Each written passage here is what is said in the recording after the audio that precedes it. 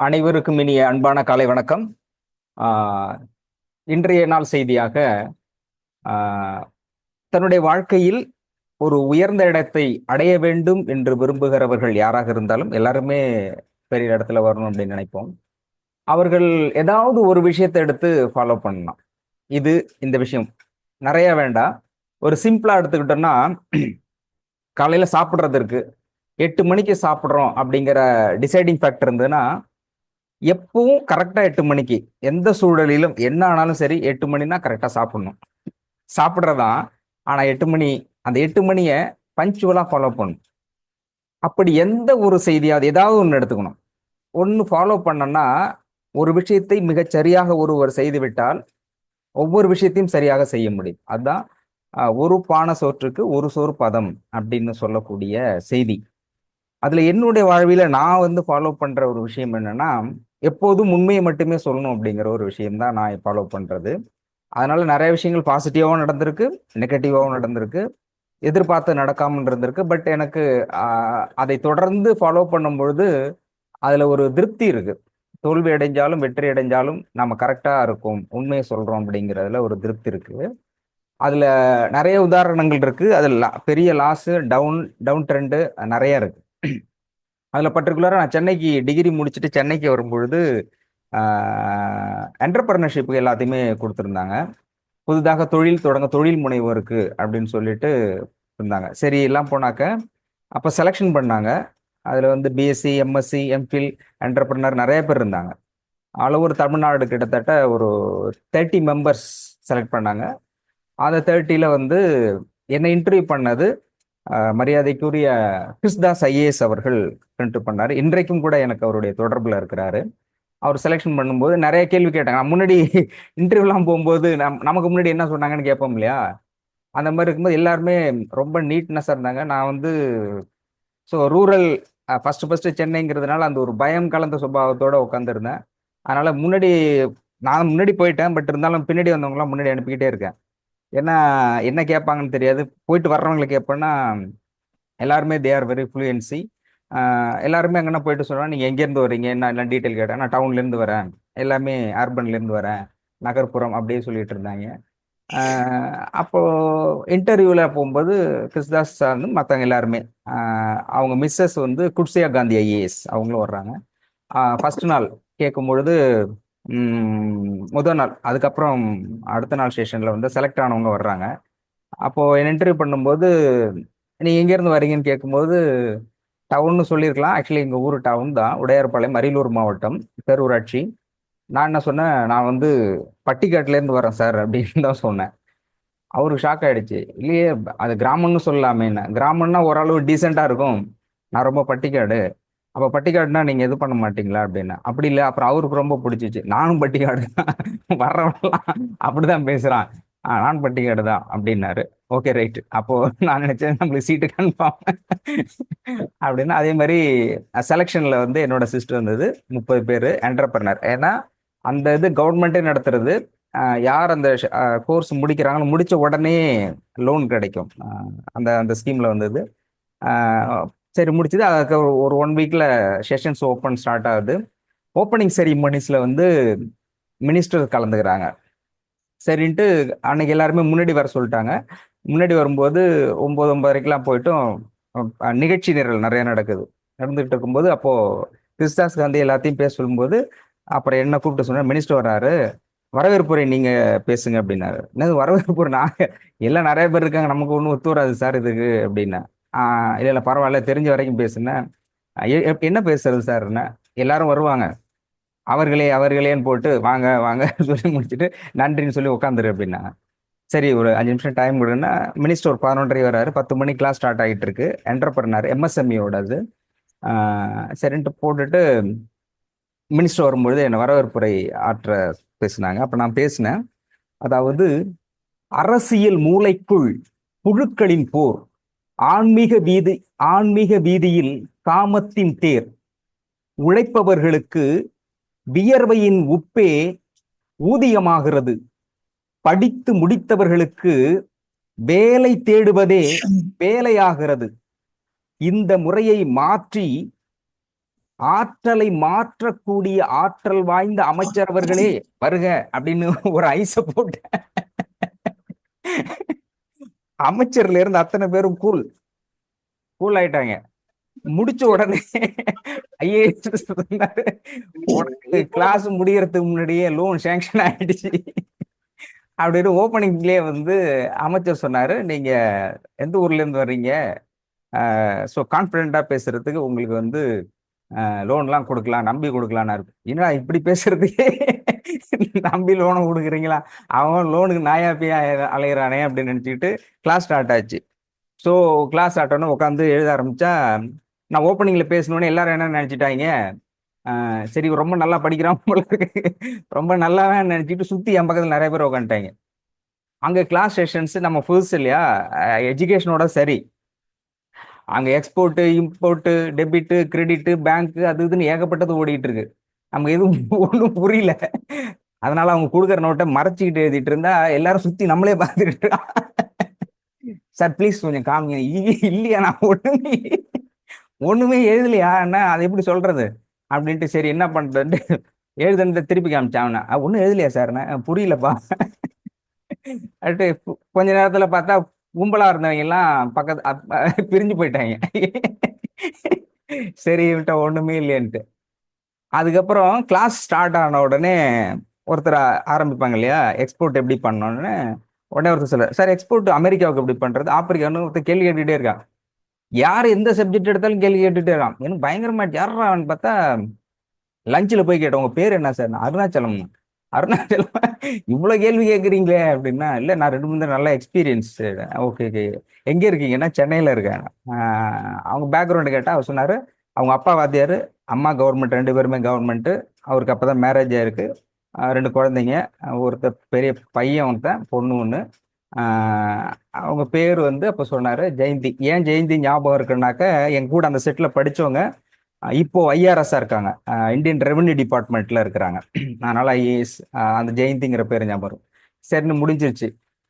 சென்னை செஷன்ஸ்லாம் முடிச்சுட்டு போயிட்டோம்.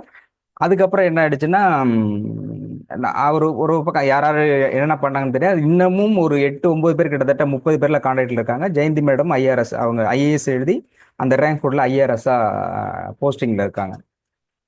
அப்புறம் ஒரு கொஞ்ச நாள் கழிச்சு என்ன பண்ணேன்னா, ஒரு 10 இயர்ஸ் கிட்டத்தட்ட முடிஞ்சிருச்சு. 10 இயர்ஸ் முடிஞ்சிருக்கும் போது, அப்போ கேப்டன் டிவியில் ஒர்க் பண்ணும்பொழுது கூட, அப்பயும் நான் அப்படி தான் சொன்னேன்.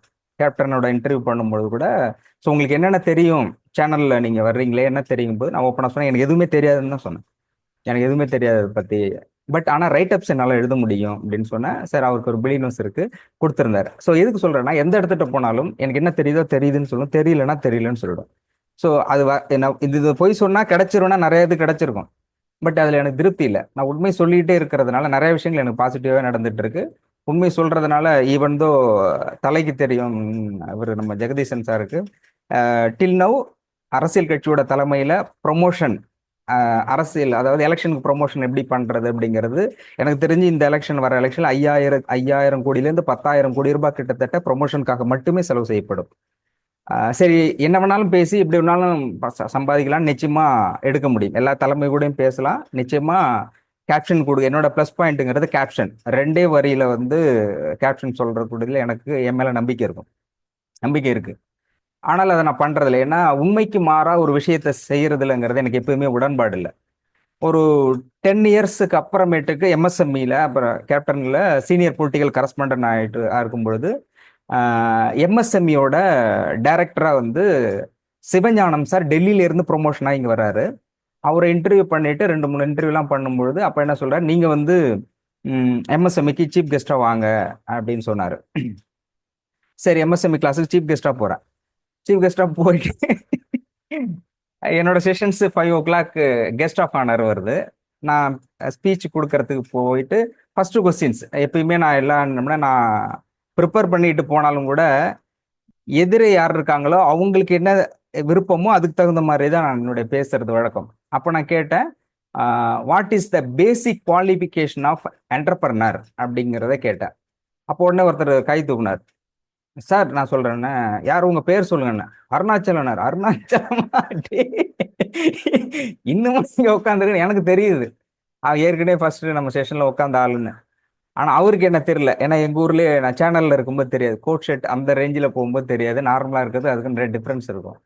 அவர் அருணாச்சலம் அப்படின்னா ரைட் ஓகே, சொல்லுங்க அருணாச்சலம்னு அவர் சொன்னாரு.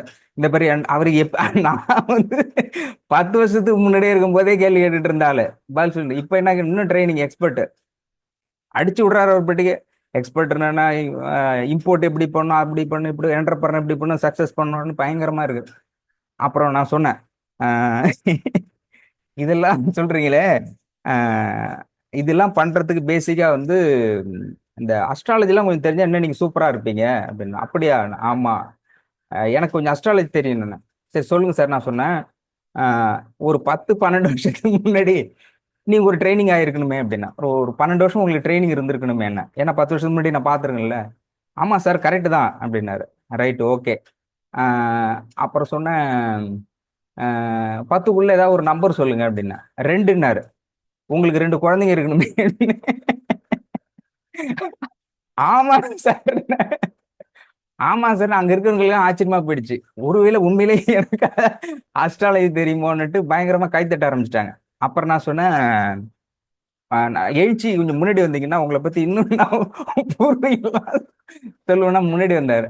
அப்புறம் சொன்னேன், உங்க அம்மா அப்பா 2 பேருமே கவர்மெண்ட் ஸ்டாஃபா இருக்கணுமேன்னா. ஆமா சார். ஆமா சார்னாரு. அப்புறம் சொன்னேன் ரொம்ப யோசிச்சு, நீங்க என்ன படிச்சிருக்கீங்கன்னு. நான் கெமிஸ்ட்ரி படிச்சிருக்கேனாரு. அப்படியா? அப்பனா உங்க அம்மா டீச்சரா இருப்பாங்களே. ஆமா சார். ஆமா சார்னாரு. அவர் யோசிக்க வேண்டாமா, இப்படி இல்லாம அஸ்ட்ராலஜி சொல்லுவாங்கன்னு. அவர் தான் யோசிக்கலன்னா பக்கத்துல உட்காந்துருவன் எல்லாம் கை தட்டுறாங்க. அடுத்து சொன்னேன், உங்களுக்கு பிடிச்ச சப்ஜெக்ட் எது கெமிஸ்ட்ரியா இருக்கே அப்படின்னு. அப்புறம் சொன்னாரு, கெமிஸ்ட்ரியில பிடிச்சது ஆர்கானிக். என்ன ஆர்கானிக்கா? உங்க அப்பா அம்மா 2 பேருமே டீச்சரா? ஆமா சார் ஆமா அப்படின்னாரு. சரி ஓகே. அப்புறம் நிறைய கேட்டு வந்து சொன்னேன், "ஆஹ், உங்களுக்கு பிடிச்ச கலர் ஒன்று சொல்லுங்கண்ணா." கிரீன் கலர் பிடிக்கும் அப்படின்னாரு. கிரீன் கலரா அப்படின்னு கேட்டுட்டு திரும்ப நான் சொன்னேன், "ஆஹ், உங்களுடைய ஒய்ஃப் பேரு ஜெயந்தியா அப்படின்னு.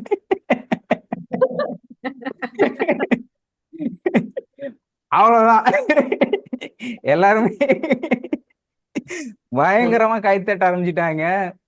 இதுல வந்து எம்எஸ்எம்இ, அப்புறம் ஐஓபியோட ஜெனரல் மேனேஜர், அவரு கை தட்டு, சார் இங்க பேசுறதா இந்த மாதிரி ஒருத்தர் அஸ்ட்ராலஜி சொல்றத நான் பார்த்ததே இல்லைண்ணே. இல்ல சார், உங்களை பத்தியும் சரிண்ணே, எங்களை பத்தி சொல்லுங்கண்ணா. இப்ப சொல்ல மாட்டேன், அதுக்கு இன்னும் ஒரு 10 வருஷம் ஆகணும், ஏன்னா நான் ட்ரைனிங் எடுக்கணும் அப்படின்ட்டு சொல்லிட்டு போனேன். எதுக்காக இதை சொல்றேன்னா, அவன் எழுதுறான் இல்லையா, அப்போ ஃபர்ஸ்ட் ஃபர்ஸ்ட் உட்காந்துருந்தேன். லஞ்சுக்கு முன்னாடி வரைக்கும் ஷேர் பண்ணும்போது நிறைய விஷயங்கள் பேசணும். எதுக்கு அதை சொல்றேன்னா, ஓகே தொடர்ந்து பேசலாம். சீஃப் டாக்டர் வந்துட்டாங்க. நிகழ்ச்சி தொடரும்.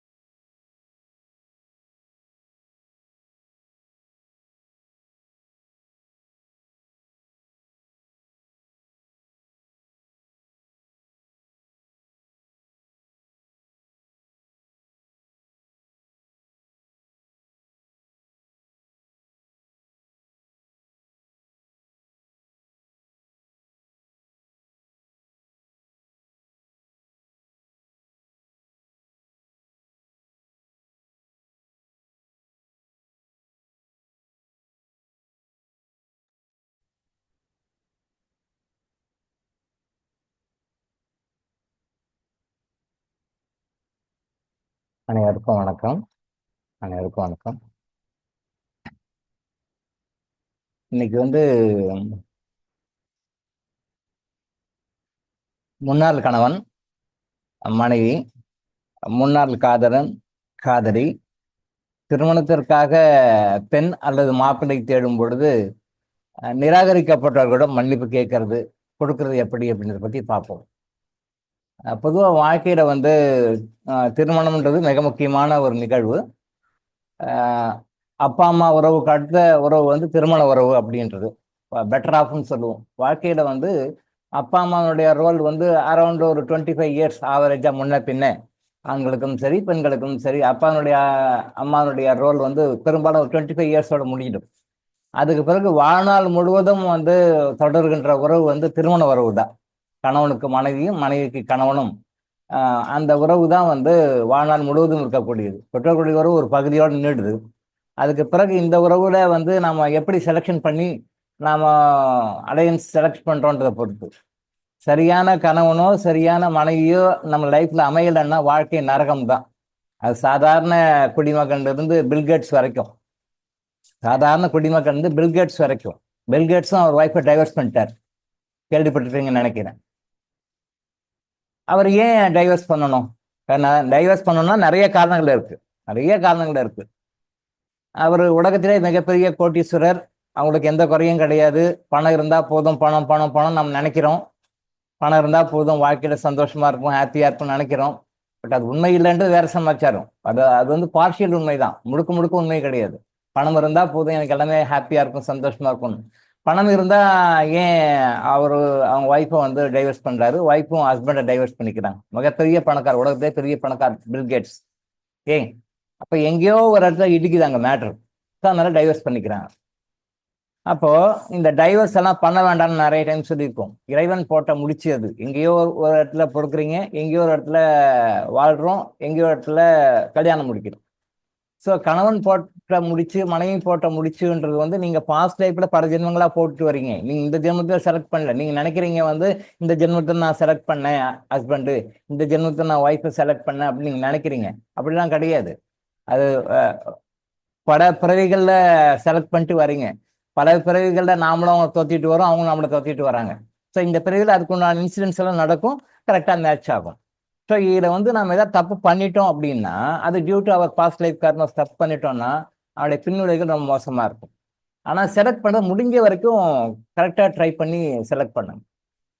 அதில் தப்பா ஒரு கணவனை செலக்ட் பண்ணிடுறோம், தப்பா ஒரு மனைவியை செலக்ட் பண்ணிடுறோம். அப்புறம் சட்டங்கள் டைவர்ஸ் பண்ணிக்கோன்னு சொல்லிட்டு டைவர்ஸ் பண்ணிட்டு வெளில வந்துடுறேன். நான் பல வகுப்புகளில் சொல்லியிருக்கேன், நிறைய வீடியோஸும் போட்டிருக்கேன்.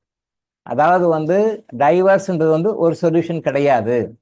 நீங்க இந்த ஜென்மத்துல இந்த கணவன் வேணாம் டைவர்ஸ் பண்ணிடுறீங்க, திரும்பவும் அடுத்த ஜென்மத்தில் அவரே தான் உங்களுக்கு கணவனாக வருவார். நீங்க கற்றுக்கொள்ள வேண்டிய பாடங்களை கற்றுக்கொள்ளாத வரையில், அவர் மூலமாக கற்றுக்கொள்ள வேண்டிய பாடங்களை கற்றுக்கொள்ளாத வரையில், அவர் மூலமாக நீங்க அனுபவித்து தீர்க்க வேண்டிய தீய கர்மாக்களை தீர்க்காத வரையில் அவர் திரும்பவும் தொடர்ந்துதான் வருவார். இந்த மனைவி வேணாம் டைவர்ஸ் பண்ணிடுறீங்க, வேண்டாம், ரைட், ஓகே, சட்டம் அனுமதிக்கு, ரைட், ஃப்ரீ ஆயிடுறீங்க, ஓகே, ரைட். திரும்பவும் அடுத்த ஜென்மத்தில் அவர் தான் உங்க மனைவியாக வருவார், கணவனாக வருவார், மாறி மாறி வருவாங்க. சப்போஸ் நீங்க இந்த ஜென்மத்தில் கணவனா இருக்கிறீங்க, அடுத்த ஜென்மத்தில் நீங்க ஆம்பளையா இல்லாம கும்படியா பிறக்கிறீங்கன்னா, செக்ஸ் மாறினீங்கன்னா ஆப்போசிட் செக்ஸா வருவாங்க. நீங்க இந்த ஜென்மத்துல கணவன் ஆணா இருக்கிறீங்க, உங்களுக்கு ஆப்போசிட்ல மனைவி வேண்டான்றீங்க, அடுத்த ஜென்மத்துல அவங்களே வருவாங்க. செக்ஸ் மாறினீங்கன்னா அதுவும் மாறும். நீங்க கணவனா வந்தா அவங்க மனைவியா வருவாங்க, மனைவியா வந்தா கணவனா வருவாங்க. நல்லா திரும்பவும் புரிஞ்சுக்கோங்க. நீங்க அடுத்த லைஃப்ல நீங்க மாறுனீங்க, செக்ஸ் மாறுதுன்னு வச்சுக்கோங்களேன், ஆண் பெண்ணாகவும் பெண் ஆணாகவும் மாறினீங்கன்னா உங்களுக்கு வர வேண்டிய கணவன் மனைவியா வருவாங்க, உங்களுக்கு வர வேண்டிய மனைவி கணவனாக மாறி வருவாங்க. அவ்வளவுதான். நம்ம தான் இன்டெலிஜென்ட், நம்மளை படிச்ச கடவுள் நம்மளோட இன்டெலிஜென்ட். நாம ரொம்ப அறிவாளிங்கன்னு நினைச்சோம், நம்மளோட அறிவாளி நம்மளை படிச்ச கடவுள். நாம நினைக்கிறோம் அவரை ஏமாத்திடுறோம், அவரை ஓவர்லுக் பண்றோம் அப்படின்னு நம்ம நினைக்கிறோம். அப்படி பண்ணவே முடியாது, இம்பாசிபிள், நெவர் நெவர் நெவர், பாசிபிளே இல்லை. கரெக்டா மாறும். அதனால முடிஞ்ச வரைக்கும் செலெக்ஷன் பண்ணி கரெக்டா பண்ணுங்க. அந்த செலெக்ஷன் பண்றதுல மிஸ் பண்ணிட்டீங்கன்னா லைஃப் ரொம்ப கஷ்டமாயிடும். அது கூட அக்கார்டிங் டு கர்மா தான். பட் முடிஞ்ச வரைக்கும் ட்ரை பண்ணுங்க, கர்மா ஹெல்ப் பண்ணும். எப்பயுமே கடவுளை நோக்கி நீங்க ஒரு அடி எடுத்து வச்சீங்கன்னா இறைவன் 10 அடி உங்களை எடுத்து தயாரா இருக்கிறார். நாம ஒரு அடி எடுத்து வைக்கிறது. திருமணங்கள் எப்படி நிர்ணயிக்கப்படுகிறது இன்னைக்கு? செல்வம், அந்தஸ்து, சொத்து பத்து, எவ்வளவு டவுரி கொடுக்குறாங்க, இது எல்லாம் பற்றி நிர்ணயிக்கப்படுகிறது. அவங்களுடைய கர்மாவை பொறுத்து நிர்ணயிக்கப்பட வேண்டும். அவங்களுடைய கர்மாவை பொறுத்து நிர்ணயிச்சோம்னா அது கரெக்டா செலக்ட் பண்ணி கரெக்டா கொண்டு போயிடும். இங்க படிச்சிருக்கான், நல்ல மாப்பிள்ளை, நல்ல செல்வாக்கு, சொத்து பத்து இருக்கு, ரைட், ஓகே. பொண்ணு படிச்சிருக்கு, நிறைய சம்பாதிக்குது, நிறைய சொத்து பத்து, நிறைய டவுரி கொடுக்குறாங்க, அப்புறம் வந்து கூட பிறந்தவங்களாம் யாரும் இல்லை, குறைவா இருக்கிறாங்க, மாமனார் மாமியார் கிடையாது, அதெல்லாம் செலக்ஷன் கிரிட்டேரியால வச்சிருக்காங்க. இப்போ மாமனார் மாமியார் இல்லாத வீட்டில் பொண்ணு எடுக்கணும், மாமனார் மாமியார் இருக்கக்கூடாதான். சரி, ஓகே, மாமனார் மாமியார் தான் டார்ச்சர். ஆனால் பார்க்கும் பொழுதே மாமனார் மாமியார் இல்லாத வீட்டில் பொண்ணு எடு, மாமனார் மாமியார் வீட்டில் இல்லாத தொந்தரவு டார்ச்சர் கொடுக்க நாத்தனாருங்கெல்லாம் இல்லாத வீட்டில் பொண்ணு எடு. ஏன்னா வருது, நாத்தனாருங்க இருக்கக்கூடாது, மாமனார் மாமியார் இருக்கக்கூடாது, மாப்பிள்ளை மட்டும் எடுக்கணும், மாப்பிள்ளை மட்டும் வரணும். மாமனார் மாமியார் இருந்தால் அவங்க சர்வீஸ் பண்ணணும், அதெல்லாம் வேண்டாம், அந்த ஃபேமிலி வேண்டாம். நாத்தனாருங்கெல்லாம் இருந்தால் அதுக்கெல்லாம் டார்ச்சர் பார்த்தீங்க, அதான் வேண்டாம். இதெல்லாம் செலக்ட் பண்ணி நீங்கள் ரொம்ப உஷாராக எடுக்கிறீங்க, ரைட், ஓகே. அப்போ அந்த நாத்தனார் மூலியமாக, மாமனார் மாமியார் மூலமாக நீங்கள் அவாய்ட் பண்ணிட்டு நீங்கள் நினச்சிக்கிறீங்க உஷாரா, ரைட், ஓகே அப்படின்னு நினச்சிக்கிறீங்க. ஆனால் அவங்க மூலமாக ஒரு டார்ச்சர் வந்து அது மூலமாக நீ கற்றுக்க வேண்டிய படங்களை கற்றுக்க நீங்கள் அவாய்ட் பண்ணுறீங்கன்னும் போது இறைவன் வேற வகையில் கொடுப்பார். இதுதான் புரிஞ்சுக்கிறது. இதுதான் நம்ம கர்மா எனர்ஜிகளுக்கு தெளிவாக சொல்லி கொடுக்குறோம். எங்கெல்லாம் நீங்கள் கடவுளை ஏமாத்துறீங்களோ அங்கெல்லாம் கடவுளை ஏமாறுறது இல்லை. நீங்கள் நினச்சிக்கிறீங்க அவர் ஏமாத்துறீங்கன்ட்டு, இல்லை இல்லை, அவர் கரெக்டாக உங்களை எந்த இடத்துல எங்கே எப்படி வச்சு உங்களை ஏமாத்தணும் ஏமாத்திடுவாரு.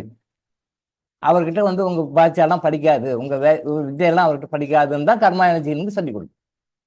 பயமுறுத்துறது இல்லை, இதான் உண்மையான விஷயம். இதை புரிஞ்சுக்கோங்கன்னு சொல்றோம். நிறைய பேர் அதான் நினைக்கிறேன், டாக்டர் சொன்னா பயமுறுத்துறாரு. பயமுறுத்துல இருக்கிற விஷயம் இதுதான். இதை யாரும் சொல்லலை, கர்மா எனர்ஜின்னு சொல்றோம். ஸோ அந்த கர்மாவுக்கு மதிப்பு கொடுங்க, கர்மாவை நம்புங்க, கர்மாவை மதிப்பு கொடுங்க, அதை ஹானர் பண்ணுங்க, அதுக்கு ஒபே பண்ணுங்க, அதை லைஃப்ல ஃபாலோ பண்ணுங்க, நல்லா இருப்பீங்க, ஹாப்பியா லைஃப்ல இருப்பீங்க.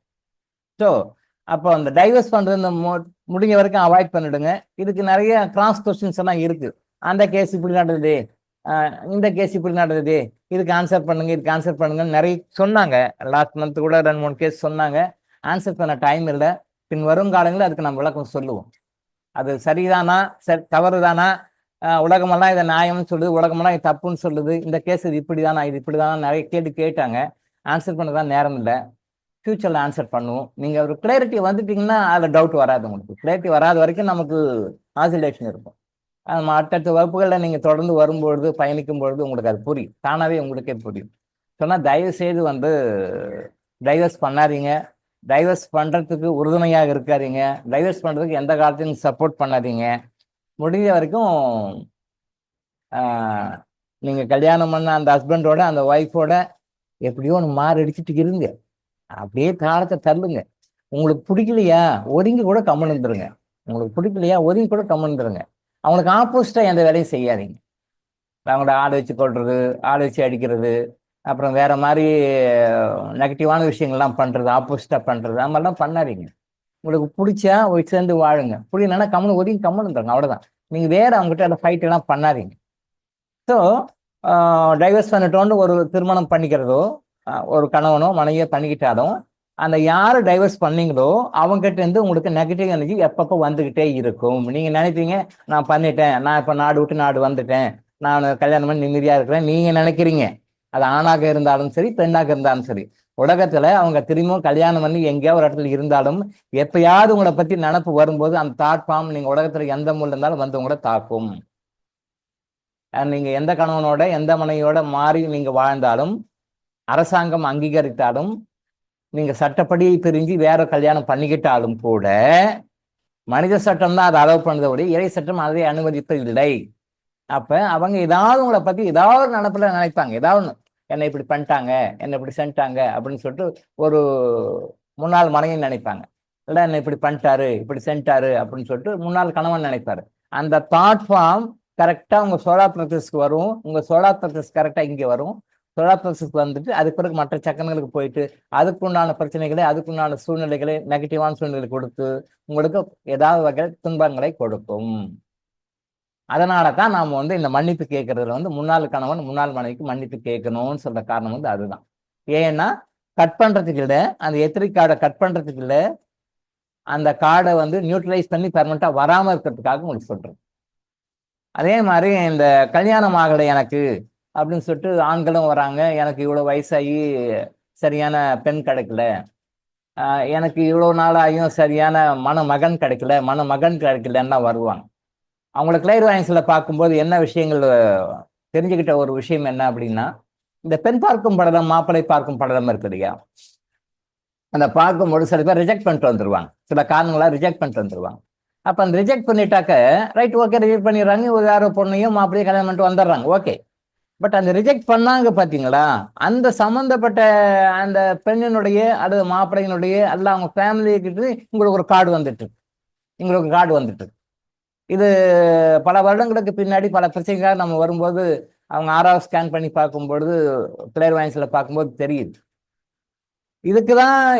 இதுக்கு இந்த காரணம் அவங்களுக்கு தெரியல.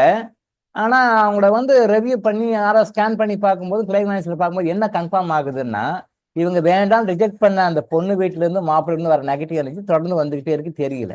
அதை எப்படி கட் பண்ற டெக்னிக்கை நம்ம சொல்லி கொடுத்த பிறகு அவங்க அந்த பிரச்சனை வெளியே வந்துட்டாங்க. உங்களுக்கு தெரியும், நான் ஏற்கனவே நிறைய டைம் வகுப்புல சொல்லியிருக்கேன், இந்த கோர்ட்டுக்கு போகாதீங்க, கேஸுக்கு போகாதீங்க, மற்ற விஷயங்களுக்கெல்லாம் போகாதீங்க, அதெல்லாம் நெகட்டிவ் விட்டுட்டு போயிடுங்க, அதனால கிடைக்கிற பெனிஃபிட்டோட பல மடங்கு அது இருந்து விலகி இருந்தீங்கன்னா கிடைக்கும், ஐயோ இவ்வளோ போச்சேன்னு நினைக்காதீங்க, அது மாதிரி பல மடங்கு வரும், நம்ம நிறைய டைம் சொல்லியிருக்கோம்.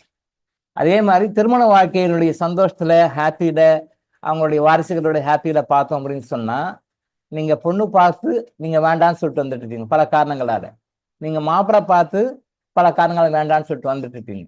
அந்த மாதிரி அவங்க மனசு வருத்தப்பட்டு அவங்க வீட்டுல போவீங்க, பார்ப்பீங்க, காபி டீ சாப்பிடுவீங்க, பஜ்ஜி சுஜி சாப்பிடுவீங்க, அப்புறம் ஏதோ காரணம் சொல்லிட்டு வெளியே வந்துடுவீங்க. அப்போ அந்த மாதிரியான பர்சன்கிட்ட வர நெகட்டிவ் எனர்ஜியை நீங்க ரிமூவ் பண்ணிக்கிறது நல்லது. அந்த மாதிரி ரிமூவ் பண்ணிக்கணும் அப்படின்றதுக்காக தான் இந்த கோட்டை இதில் ஆட் பண்ணி போட்டிருக்கோம். ஸோ அந்த மாதிரி இப்போ ஃபார் எக்ஸாம்பிள் ஒரு வீட்டுக்கு போறீங்க, மாப்பிள்ளை பொண்ணு பாக்குறீங்க, முடிஞ்ச வரைக்கும் இந்த இந்த டைரக்ட் கான்டாக்டை முடிஞ்ச வரைக்கும் அவாய்ட் பண்ணிக்கோங்க. பெரும்பாலும் நம்ம ஹிந்து கம்யூனிட்டியில மற்ற கம்யூனிட்டிலையும் ஈவன் முஸ்லிம்ஸ் எல்லாம் கூட ஜாதகம் பாக்குறாங்க, எனக்கு தெரிஞ்சு பாக்குறாங்க. சில பேர் வந்து அதெல்லாம் இல்லை அப்படிலாம் இல்லை, அதுக்கு ஒரு 1000 காரணம் சொல்லுவாங்க, இந்த பொருத்தம் அந்த பொருத்தம் அப்படின்னு சொல்லுவாங்க. என்ன பொறுத்த வரைக்கும் வந்து இன்னைக்கு இருக்கிற ட்ரெண்ட் வந்து லவ் மேரேஜ் தான் ரொம்ப சீசனா போயிட்டு இருக்குது, லவ் மேரேஜ் ட்ரெண்டா இருக்கு இப்போ. லவ் மேரேஜ்ன்றது அது வந்து உண்மையான லவ் எல்லாம் கிடையாது, 100% லவ் எல்லாம் கிடையாது. It is infatuation. இன்ஃபேச்சுவேஷன் அப்படின்னா இனக்கவர்ச்சி. அந்த டைம்ல ஹார்மோன் எக்ஸ்சேஞ்சஸ்னால ஒரு கவர்ச்சி, ஆணை பெண் பார்க்கும்போதும் பெண்ணை ஆண் பார்க்கும்போது ஒரு கவர்ச்சி, அந்த இனக்கவர்ச்சியை வந்து லவ்னு நினைச்சுக்கிட்டு ஏமாந்துடுறாங்க. இன்னைக்கு 99% இதான் நடக்குது. அந்த ஸ்டேஜில் ஹார்மோன் எக்ஸ்சேஞ்சஸ்னால ஹார்மோன் சப்ளைனால இருக்கிற அந்த ஒரு உணர்வை காதல் நினைச்சு ஏமாந்து போயிடுறான். இட் இஸ் நாட் ஏ காதல், இட் இஸ் இன்ஃபேச்சுவேஷன், இனக்கவர்ச்சி. அந்த கவர்ச்சி ஒரு சர்டன் பீரியட்ல போயிடும். அப்புறம் அதுக்கு பிறகு ஊமூஜில் நான் முடிக்க மாட்டேன், ஏன் நினைக்க மாட்டேன், எனக்கு டைவர்ஸ் உனக்கு டைவர்ஸ், 3 மாசத்துல டைவர்ஸ் கேட்க ஆரம்பிச்சு. பெரும்பாலும் பெரியவங்க வந்து மேரேஜ் பண்ணி வைக்கிறது தான் சிறப்பு. ஏன்னா இந்த காலத்து இலசங்கள் தான் வந்து நிறைய நாங்கள் லவ் பண்ணிக்கிறோம், எங்களுக்கு அறிவு இருக்கு, எங்களுக்கு பணம் இருக்கு, எல்லாமே இருக்குது அப்படின்னு சொல்லிட்டு போயிட்டு அப்புறம் ஒரு ஸ்டேஜ்ல அது வெறுத்து போயிடுறாங்க. பெரியவங்களா பார்த்து பண்ற மேரேஜ் வந்து நம்பர் 1. அவங்க ஏன்னா பல வகையில அவங்க அனுபவப்பட்டிருப்பாங்க, வாழ்க்கையில ரொம்ப அனுபவப்பட்டிருப்பாங்க, பல வகையில பார்த்துருப்பாங்க, விழுந்திருப்பாங்க, எழுந்திருப்பாங்க, பார்த்துப்பாங்க. அது அவங்களுடைய அனுபவத்துக்கு மரியாதை கொடுங்க. அவங்களுக்கு வந்து அவங்களுடைய அனுபவத்துக்கும் அவங்களுடைய வாழ்க்கை முறைக்கும் அவங்களுக்கு ஒரு ரெஸ்பெக்ட் கொடுங்க. பெரியவங்க பார்த்து பண்ற மேரேஜ் பண்ணிக்கோங்க, அது சந்தோஷமா இருக்கும், ஹாப்பியா இருக்கும். லவ் மேரேஜை முடிஞ்ச வரைக்கும் அவாய்ட் பண்ணுங்க. ஏன்னா இன்னைக்கு இருக்கிற லவ் உண்மையான லவ்வே கிடையாது. சினிமாவில் பார்க்குற லவ் எல்லாம் 100% ஃபேக், 100% ஃபேக். காசு கொடுக்கறதுக்காக நடிக்கிறாங்க, அந்த காசை வாங்கி முடிச்சுட்டும் அவங்க பாட்டு அவங்க போயிட போறாங்க. இவங்க அதை பார்த்து வாழ்க்கையை வந்து ரொம்ப கெடுத்துக்கிறாங்க நிறைய பேர். இன்னைக்கு வந்து லவ் மேரேஜ் ஃபெயிலர் ஆகிறதுக்கு காரணம் வந்து உண்மையான லவ் என்னன்னு தெரியாம போலி லவ்னு நினைச்சு போறதுதான். சினிமாலையும் நாடகங்கள்லையும் மற்ற விஷயங்களையும் காட்டக்கூடிய அந்த போலியான லவ் நம்பிதான் நிறைய வாழ்க்கையில் குட்டிச்சவரா போயிட்டு இருக்கு. உண்மையான லவ்ன்றது ஒரு கணவன் மனைவி பெற்றோர்களா பார்த்து திருமணம் செய்து பார்த்த பிறகு அப்போ அதுக்கு மேல வர்றான்னு தான் உண்மையான அன்பு. பெற்றோர்கள் பார்த்து மேரேஜ் பண்ணி வச்சு அதுக்கு பிறகு நீங்க அந்த கணவனையோ மனைவியோ நீங்க லவ் பண்றீங்க இல்லையா, ஆஃப்டர் மேரேஜ் அந்த லவ் தான் பர்மனன்ட் லவ், அதான் சரியான லவ். அதுக்கு முன்னாடி லவ்லாம் தப்பு தான். அப்ப பெரியார் பார்த்து வைக்கிற மேரேஜ்ல ஃபெயிலியர் ஆகுதே, அது 100ல் 1, 100ல் 1. அது due to our past life karmas, அது நடக்கும், பரவாயில்ல விடுங்க. பட் லவ் மேரேஜ்ல 100க்கு 99 ஃபெயிலியர் ஆகுது, இதுக்கு என்ன சொல்லுது? லவ் மேரேஜ் சக்சஸ் ஆகுது, ரைட், ஓகே. லவ் மேரேஜ் 100க்கு 1 தான் சக்சஸ், 100க்கு 99 ஃபெயிலியர் ஆகுது, இதுக்கு என்ன சொல்லுவீங்க? லவர்ஸ் என்ன சொல்லுவீங்க? அடிபட்டு பின்னாடியே நீங்களும் கஷ்டப்பட்டு உங்க பேரண்ட்ஸையும் கஷ்டப்பட்டு, நீங்களும் கஷ்டப்படுறது இல்லாம உங்க பேரண்ட்ஸையும் கஷ்டப்படுறது இல்லாம அவங்களுடைய லைஃபையும் கெடுக்குறீங்க. உங்களை நம்பி வந்தாங்களா லவர்ஸ், ஆம்பளையா இருந்தாலும் சரி, பொம்பளையா இருந்தாலும் சரி, மேலா இருந்தாலும் சரி, ஃபீமேலா இருந்தாலும் சரி, அவங்களையும் இது எத்தனை பேருக்கு வாழ்க்கையில கெடுக்குறீங்க? உங்க லைஃபையும் கெடுத்துக்கிறீங்க, உங்களுடைய ஆப்போசிட்டா உங்களை நம்பி வர கணவன் மனைவியுடைய லைஃபையும் கெடுக்குறீங்க, உங்களுடைய family, friends, relatives, family relatives கூட இருக்கட்டும், ஃபேமிலியில் இருக்கிறவங்களுடைய ரிலேஷன்ஷிப்பையும் கெடுத்துக்கிறீங்க. இந்த மாதிரி எல்லாம் நீங்க கெடுத்து உங்க லைஃபை குடிச்சவர் பண்ணிக்கிறீங்க. அதனால முடிஞ்ச வரைக்கும் லவ் மேரேஜ் எல்லாம் பண்ணாதீங்க. பேரண்ட்ஸ் பார்க்குற அலையன்ஸ் வந்து அக்செப்ட் பண்ணிக்காங்க, பொண்ணா இருந்தாலும் பையனா இருந்தாலும். அதுல சக்சஸ் ரேட்ன்றது 99%. லவ் மேரேஜில் சக்சஸ் ரேட்னு 1% தான். ஸோ உங்களுக்கு 99% வேணுமா, 1% வேணுமா? 99%க்கு போங்க, சரியா? அதே மாதிரி செலெக்ஷன் பண்ணும்போது நீங்க வந்து பொண்ணு மாப்பிள்ளை நல்லா இருப்பாங்களா, நல்லா வாழ்வாங்களா, நல்லா சந்தோஷமா இருக்காங்களா, மனப்பொறுத்து இருக்கா, நல்லா வச்சு வாழ்வாங்களா அப்படின்னு பாருங்க. நீங்க பாக்குற ஸ்டேட்டஸ்லயே பார்க்காதீங்க. அடுத்த வேலை சாப்பாட்டு கஷ்டப்பட்டாலும், கூலி வேலை செஞ்சு வாங்கினாலும் நாளைக்கு அது சம்பளம் கிடைக்குமா கிடைக்காதா, இந்த வாரம் வேலை கிடைக்குமா கிடைக்காதா அப்படின்ற கண்டிஷன்ல இருக்கிறவங்க மனைவியை நல்லா வச்சு வாழ்றவங்க இருக்காங்க. பெரிய பெரிய மல்டி மில்லியனர்ஸ், பில்லியனர்ஸ் பணத்தை வச்சுக்கிட்டு மனைவியை டார்ச்சர் கொடுக்குறவங்க இருக்காங்க. நான் நிறைய அனுபவத்துல பார்த்துருக்கேன், கவுன்சிலிங் வரவங்க நிறைய பேர் பார்த்துருக்கேன். ஏழை இவன் போய் என்ன பார்க்க போறான், அடுத்த வேலை சாப்பாட்டுக்கு லாட்டி அடிக்கிறவான் அவன், இவன் போய் என்ன பொண்ணு நல்லா வச்சுக்கிறான், அவனால முடிஞ்ச வரைக்கும் நல்லா வச்சுக்கிறான். கோட்டீஸ்வரன், பெரிய பணக்காரன், அவன் பொண்ணு நல்லா வச்சுப்பானா? இல்லை, அது வேற மாதிரி தான் போகுது, நெகட்டிவா போகுது. அதெல்லாம் பப்ளிக்கா பேச முடியாது. அவ்வளவு விஷயம் இருக்கு. ஃபாரின்ல வேலை செய்யறான் மாப்பிள்ளை, ரைட், நல்லா கொடு போ. ஃபாரின்ல வேலை செய்யற மாப்பிள்ளை, அதுக்கு பிறகு ஃபாரின் மாப்பிள்ளையா ஐயோ அம்மா ஆத்தா வானா அப்படின்ற மாதிரி இப்ப ட்ரெண்ட் இருக்கு. இப்போ ஃபாரின் மாப்பிள்ளை அங்க என்ன அக்கறம் பண்றான், நியாயம் எல்லாம் தெரியாது, பொண்ணை கொடுக்க வேண்டியது, அப்புறம் ஐயோ இப்படி ஆகி போச்சேன்னு வேண்டி இந்த மாதிரிதான் நிறைய பேர் பண்ணிட்டு இருக்காங்க. ஸோ ஒரு பொண்ணை செலக்ட் பண்ணும்போதும் ஒரு மாப்பிள்ளையை செலக்ட் பண்ணும்போதும் இறைவனை கூட வச்சுக்கோங்க. இந்த இடத்துல வந்து கிறிஸ்டலை வைத்துக்கொண்டு நீங்க கிறிஸ்டலை வச்சுக்கிட்டு கிறிஸ்டலை டீல் பண்ணி நீங்க வந்து ஒரு கணவனையோ மனைவியோ செலக்ட் பண்ணீங்க அப்படின்னு சொன்னா சரியான கணவனை சரியான மனைவியை செலக்ட் பண்ணுவீங்க. கிறிஸ்டல் யூசேஜ் இல்லாம, கிறிஸ்டலுடைய பயன்பாடு இல்லாம, கிறிஸ்டனுடைய உதவி இல்லாம நீங்க ஒரு கணவனையோ மனைவியை செலக்ட் பண்ணும்போது பெரும்பாலும் தவறுகளாக போகுது. அப்ப இங்க ஏன் இங்க கிறிஸ்டலை மென்ஷன் பண்றோம் அப்படின்னா, கிறிஸ்டல் போது கடவுளை கூட வச்சுக்கிறீங்க.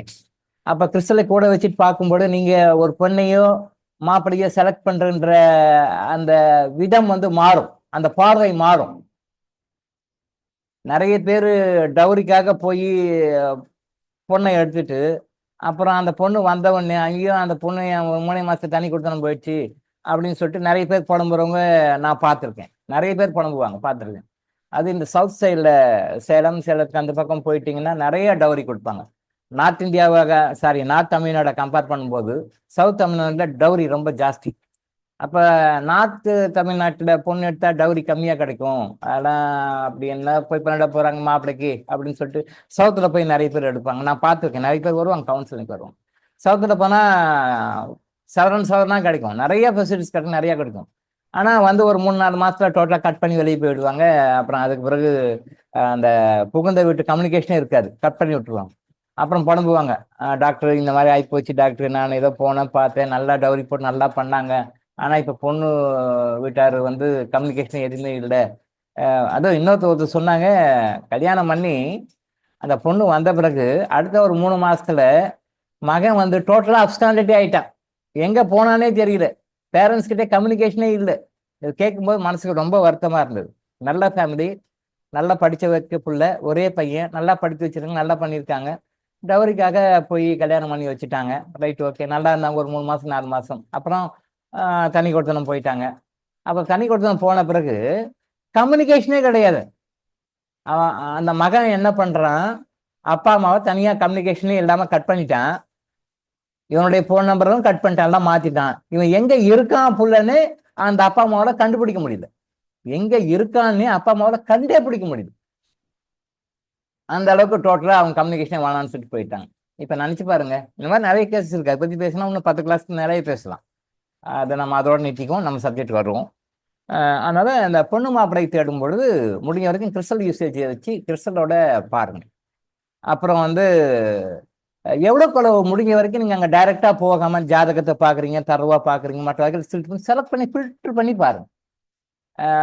ஒரு 40 பொண்ணை பார்க்க வேண்டியது, 50 பொண்ணை பார்க்க வேண்டியது, இல்லை மாப்பிள்ளை பார்க்கறதா சும்மா பார்த்துனே இருக்க வேண்டியதுதான். இது வானா இது வானா இது வானா அப்படிலாம் இல்லை. கொஞ்சம் முடிஞ்ச வரைக்கும் செலக்ட் பண்ணி ரெஸ்ட்ரிக்ட் பண்ணி பாருங்க. செலக்ட் பண்ணுங்க, ஒரு 4-5 செலக்ட் பண்ணுங்க.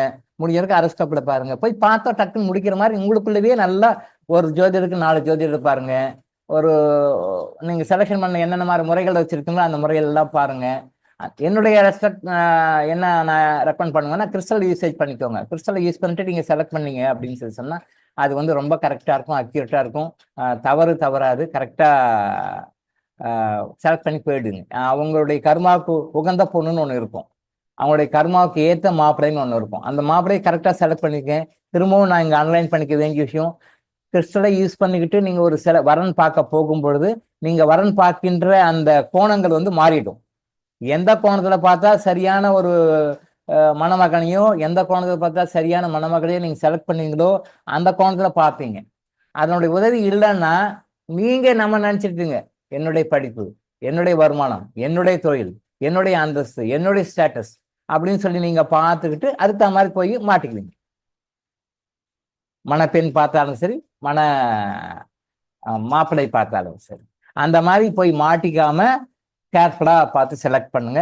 நிறைய பேர் பார்க்காதீங்க. இப்போ பொண்ணு பார்க்க போறாங்க, ஏதோ ஒரு காரணம், டவுரி, பெரும்பாலும் டவுரி பத்தலைன்றது தான் பெரும்பாலும் ரீசன். 99% ரீசன் வந்து அவங்க கொடுக்குற டவுரி பத்தலை அப்படின்ற காரணம் தான். வேற காரணங்கள், சில காரணங்கள் இருக்கும், அது வேற.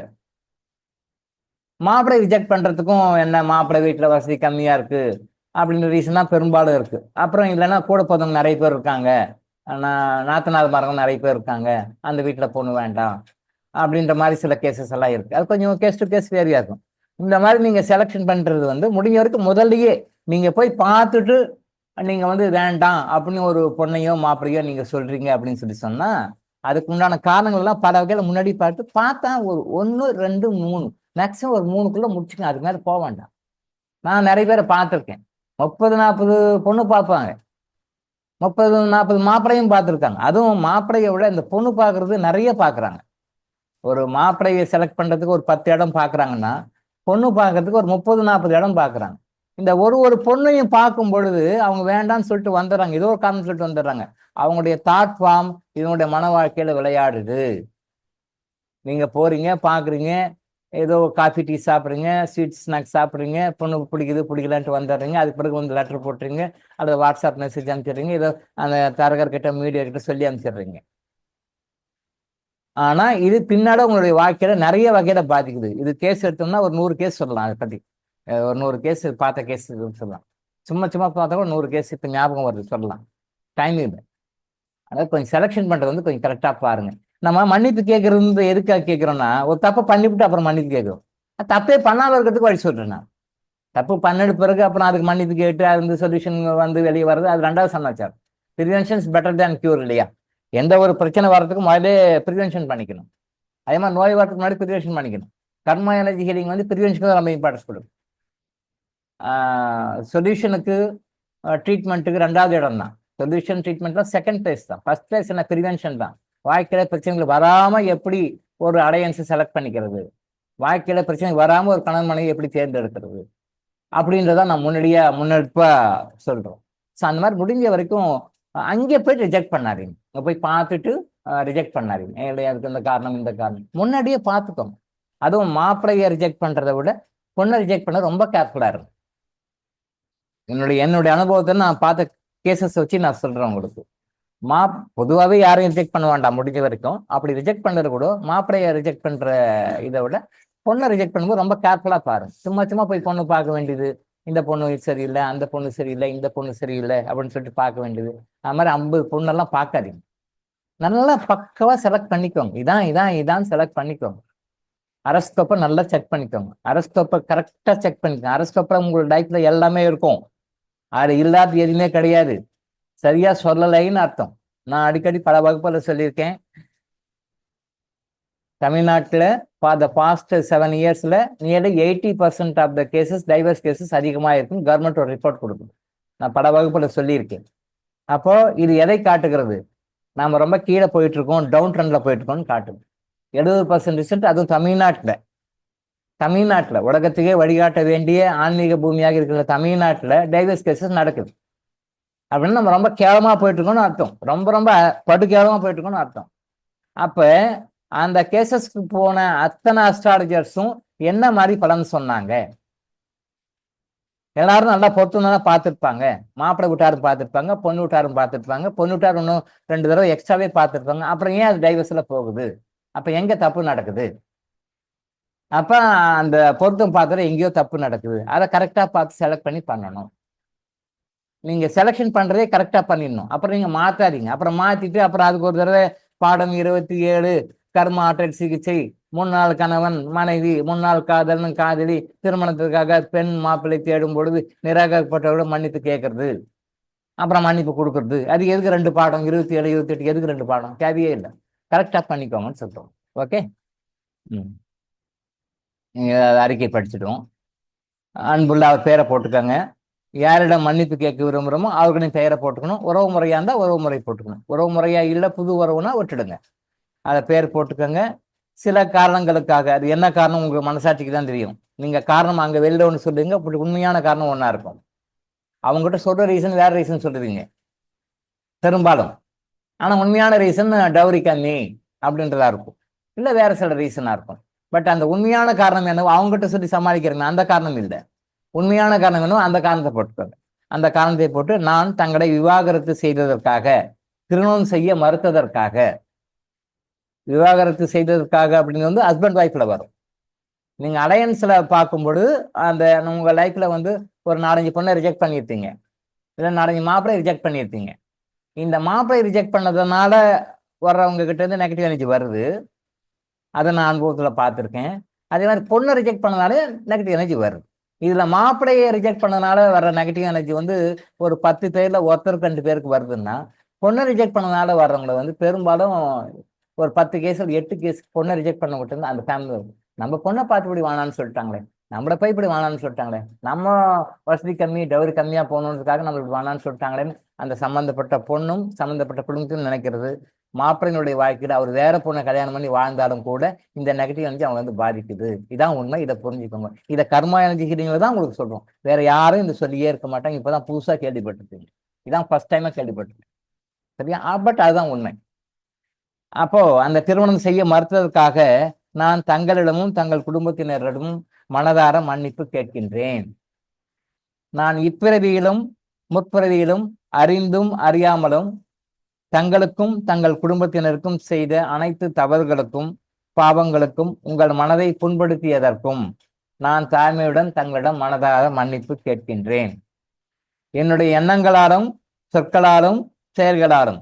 ஏன் இதை 3 சொல்றோம்னா, இந்த 3 செஞ்சாலும் வரும். நீங்க மனசை நினைச்சா கூட வரும், சொன்னாலும் வரும், செஞ்சாலும் வரும். செய்யறதா நிறைய பேர் தெரியும், அதுக்கடுத்து சொல்றது தெரியும். மனசில் நினைக்கிறது யாருக்கும் தெரியாது. பட் மனசில் நினைச்சாலும் அது கர்மா தான். அதுக்கு பனிஷ்மெண்ட் நமக்கு உண்டு. ஆனால் தான் மனதையும் சேர்த்துக்கிறீங்க. என்னுடைய எண்ணங்களாலும் சொற்களாலும் செயல்களாலும் உங்கள் மனம் புண்படும்படியும் உங்கள் குடும்பத்தினர் மனம் புண்படும்படியும் நடந்து கொண்டதற்காக நான் மீண்டும் தங்களிடம் தாழ்மையுடன் மனதார மன்னிப்பு கேட்கின்றேன். நீங்கள் என் மீது காட்டிய அன்பிற்கும் நான் சுகமாக வாழ்வதற்காக நீங்கள் செய்த தியாகங்களுக்கும் நான் மனதார உங்களுக்கு நன்றி கூறுகின்றேன். நம்மிடையே எப்பொழுதும் அன்பும் ஒற்றுமையும் அமைதியும் நிலவட்டும். இந்த அன்பும் ஒற்றுமையும் அமைதியும் எப்பயுமே நிலவணும். எல்லாருக்கிட்டையுமே நம்ம யாரெல்லாம் பார்க்குறோமோ லைஃப்ல அவங்க எல்லாருக்கிட்டையுமே வந்து நமக்கும் அவங்களுக்கும் அந்த அன்பும் ஒற்றுமையும் அமைதியும் நிலவுச்சுன்னா நம்ம எப்பயுமே ஹாப்பியா இருக்கும். நாமளும் நல்லா இருப்போம், அவங்களும் நல்லா இருப்பாங்க. ஸோ அதுக்காக தான் அதை நம்ம போடுறோம். இறைவா, இவரை அல்லது இவர்களை என்னுடைய வாழ்க்கையில் சந்திக்க வைத்ததற்கு நன்றி, நன்றி, நன்றி. ஏதோ ஒரு காரணத்துக்காக தான் அவங்களோட வாழ்க்கையில இறைவன் சந்திக்க வைக்கிறார். அந்த கற்றுக்கொள்ள வேண்டிய பாடங்களை நம்ம கரெக்டா கத்துக்கிட்டு நன்றி சொல்லிட்டு வந்துடணும். அதுதான். அடுத்தது வந்து அந்த மன்னிப்பு கொடுக்கணும். மன்னிப்பு கேட்கிறோம், மன்னிப்பு கொடுக்குறோம். இதுவும் அதேதான். முன்னாள் கணவன், மனைவி, முன்னாள் காதலன், காதலி திருமணத்திற்காக பெண் மாப்பிள்ளை தேடும் பொழுது நிராகரித்தவர்களுக்கு மன்னிப்பு கொடுக்கணும். நம்ம எல்லாம் வேண்டாம் ரிஜெக்ட் பண்றோம் இல்லையா, அவங்களுக்கு நம்ம வந்து மன்னிப்பு கொடுக்கணும். இந்த முன்னாள் காதலன் காதலி அப்படின்னா ஏற்கனவே லவ் பண்ணியிருப்பாங்க, விட்டுட்டு வேற ரீசனுக்காக வெளில வந்துருப்பாங்க. இப்போ மாடர்ன் ட்ரெண்ட் என்ன டைம் யூஸ் பண்றாங்க? பிரேக்கப் லவ் பண்றது. அப்பெல்லாம் லவ் பண்றது வந்து எனக்கு தெரிஞ்சு காலேஜ் லெவல்ல லவ் பண்ணுவாங்க, ஹையர் செகண்டரி ஸ்கூல்ல லவ் பண்ணுவாங்க, அப்புறம் கொஞ்சம் கீழே இறங்கணும்னா. இப்போ ஸ்கூல் லெவல்லே லவ் பண்றாங்க. 6th 7thலேயே லவ் தான். 6th 7th ஸ்டூடெண்ட்ஸ்லயே லவ் பண்ண ஆரம்பிச்சிட்டாங்க. அப்புறம் பிரேக்கப், அப்புறம் லவ், அப்புறம் பிரேக்கப், அப்புறம் லவ், அப்புறம் பிரேக்கப். அவங்க மேரேஜ் லைஃப் முன்னாடி ஒரு 4-5 பிரேக்கப், 4-5 லவ். சரியா? இந்த 4-5 லவ், 4-5 பிரேக்கப்பும் சில பேர் லைஃப்ல விளையாடு பார்த்துருக்கோம். அதனால இந்த ஸ்கூல் ஏஜ்ல லவ் எல்லாம் விட்டுருங்க, எல்லாம் சும்மா. காலேஜ் லவ்வும் சும்மா தான். அதெல்லாம் முடிஞ்சு நீங்க சம்பாரிச்சு சொந்தமா சுயமா சம்பாரிச்சு வரும் பொழுது அப்பதான் லவ். அதுவே வேலிடு கிடையாது.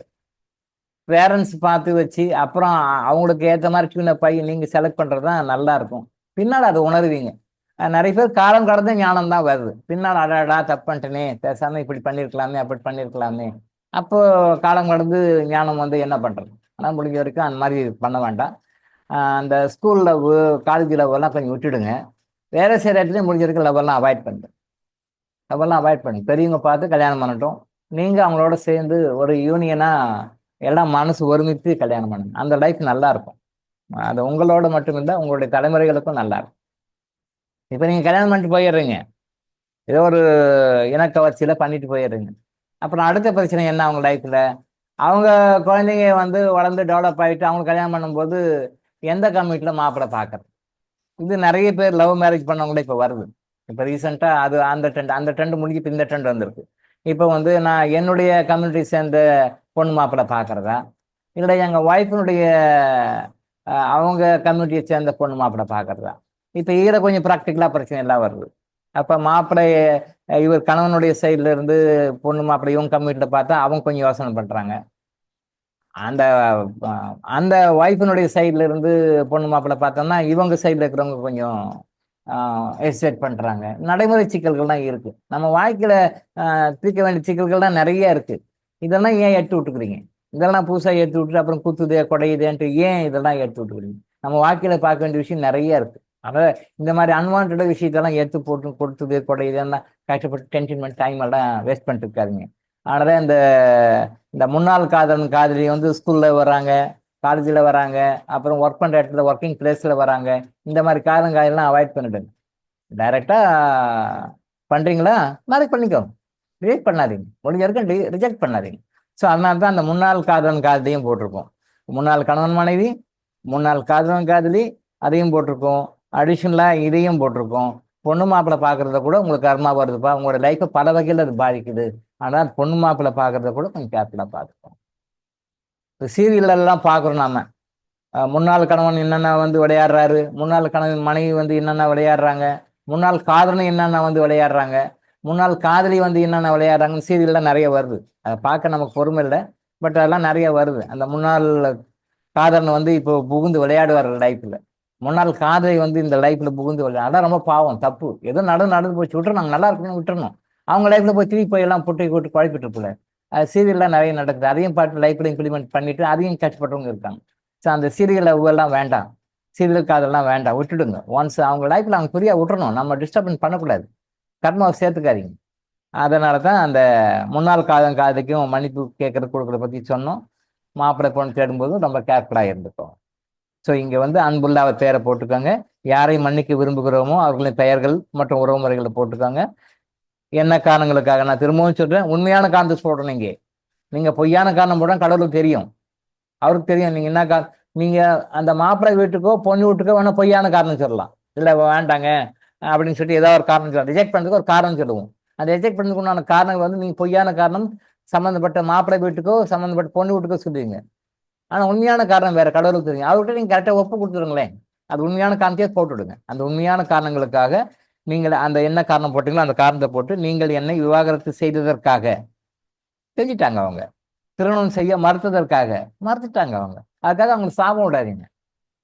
அவங்க விவாகரத்து பண்ணிட்டாங்க, நீ நல்லா இருப்பியா, நீ விளங்குவியா, குடிச்சவரா போயிடுவ, நாசமா போயிடுவ, நீ பொண்டாட்டி பிள்ளைங்களோட வாழ்வியா நீ, அப்புறம் சாபம்லாம் கொடுக்காதீங்க. வேண்டாம். நிறைய இதான் நடக்குது. இன்னைக்கு எல்லாம் சாபம் தான் கொடுக்குறாங்க. நல்லா இருப்பியா நீ, விளங்குட்டியா நீ, வாழ்ந்துருவியா நீ, பாத்துறேன் நான், நீ பாத்துறேன் நான், நீ எப்படி நல்லா இருப்ப அப்படின்னு மண்ணை வாரி தூத்துவாங்க. நிறைய சாபம் கொடுப்பாங்க. சாதாரணமா பேசுறதே, சாதாரணமா திட்டுறதே, சாதாரணமா நினைக்கிறதே அது சாபங்களாக மாறி நெகட்டிவாக மாறி நம்ம பாடி என்டிட்டிஸா உள்ள உட்காந்து ஜென்ம ஜென்மத்துக்கு கஷ்டம் கொடுக்குதுன்னு நம்ம சொல்லிட்டு இருக்கோம். சாதாரண தாட் ஃபார்ம்ஸே, சாதாரணமா நினைக்கிறதே நம்ம பாடியில போய் என்டிட்டிஸா உட்காந்து நுண் அதிர்வுகளாக உள்ள உட்காந்து ஜென்ம ஜென்மங்களுக்கு நம்ம கஷ்டங்களை பிரச்சனைகளை கொடுத்துட்டு இருக்கு. இந்த மாதிரி நம்ம ஏற்கனவே பாஸ்ட் டைப்ல வாங்கினது தான் நம்ம ஆறாள் இப்போ உட்காந்துட்டு நாம இப்ப கஷ்டப்பட்டுட்டு இருக்கோம். நாம இப்ப கஷ்டப்படுறதுக்கு காரணம் வந்து இந்த லைஃப் இல்லை, பாஸ்ட் லைஃப். நம்ம சுகமா இருக்கிறதுக்கும் இந்த லைஃப் இல்லை, பாஸ்ட் லைஃப் தான். நம்ம நல்லா ஹாப்பியா சந்தோஷமா இருக்கிறதுக்கும் பாஸ்ட் லைஃப் தான், இந்த லைஃப் கிடையாது. இதுக்கு மேலதான். அப்ப பாஸ்ட் லைஃப்ல நம்ம எல்லாம் சம்பாரிச்சு வச்ச நெகட்டிவ் தான், நெகட்டிவ் என்டிட்டிஸா நம்ம உடம்புல வந்து உட்காந்து இவ்வளவு கஷ்டப்பட்டுருக்கோம். நீங்க புதுசா திருப்பி சேர்த்துட்டு இன்னும் அக்குமுலேட் பண்ணிக்க வேண்டாம். சரிங்களா? ஸோ அதனால தான் அந்த திருமணம் செய்ய மறுத்ததற்காக நான் தங்களையும் தங்கள் குடும்பத்தினையும் மனதார மன்னிக்கிறேன்.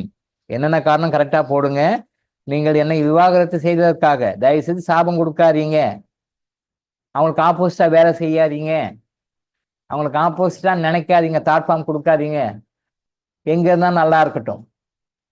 ஏதோ ஒரு படத்துல கேள்விப்பட்டிருக்கேன், அது என்ன படம் எனக்கு தெரியாது, ஏதோ ஒரு பழைய படம். அது லவ் ஃபெயிலியர் ஆயிடுமா. லவ் ஃபெயிலியர் ஆன பிறகு இந்த காலத்து லவர்ஸ் மாதிரி ஆசிட் பாடிக்கிறது, வெட்டுறது, குத்துறது, கொலை பண்றது அப்படிலாம் இல்லை. இந்த காலத்து லவர்ஸ் அதானே பண்றாங்க. பொண்ணு பிடிக்கலையா, பொண்ணு லவ் பண்ணலையா, பொண்ணு கொடுக்க மாட்டேன்ட்டாங்களா, போய் குத்து, வெட்டு, ஆசிட் ஊத்து, இதான் நடக்கும் இந்த காலத்துல. பட் அந்த காலத்துல கேள்விப்பட்டிருக்கேன், அவர் ஒரு டாக்டரான். டாக்டர் லவ் ஃபெயிலியர் ஆயிடுமா. அப்புறம் அந்த அம்மா வேற எங்கேயோ லவ் பண்ணி கல்யாணம் பண்ணிக்குவாங்களாம்.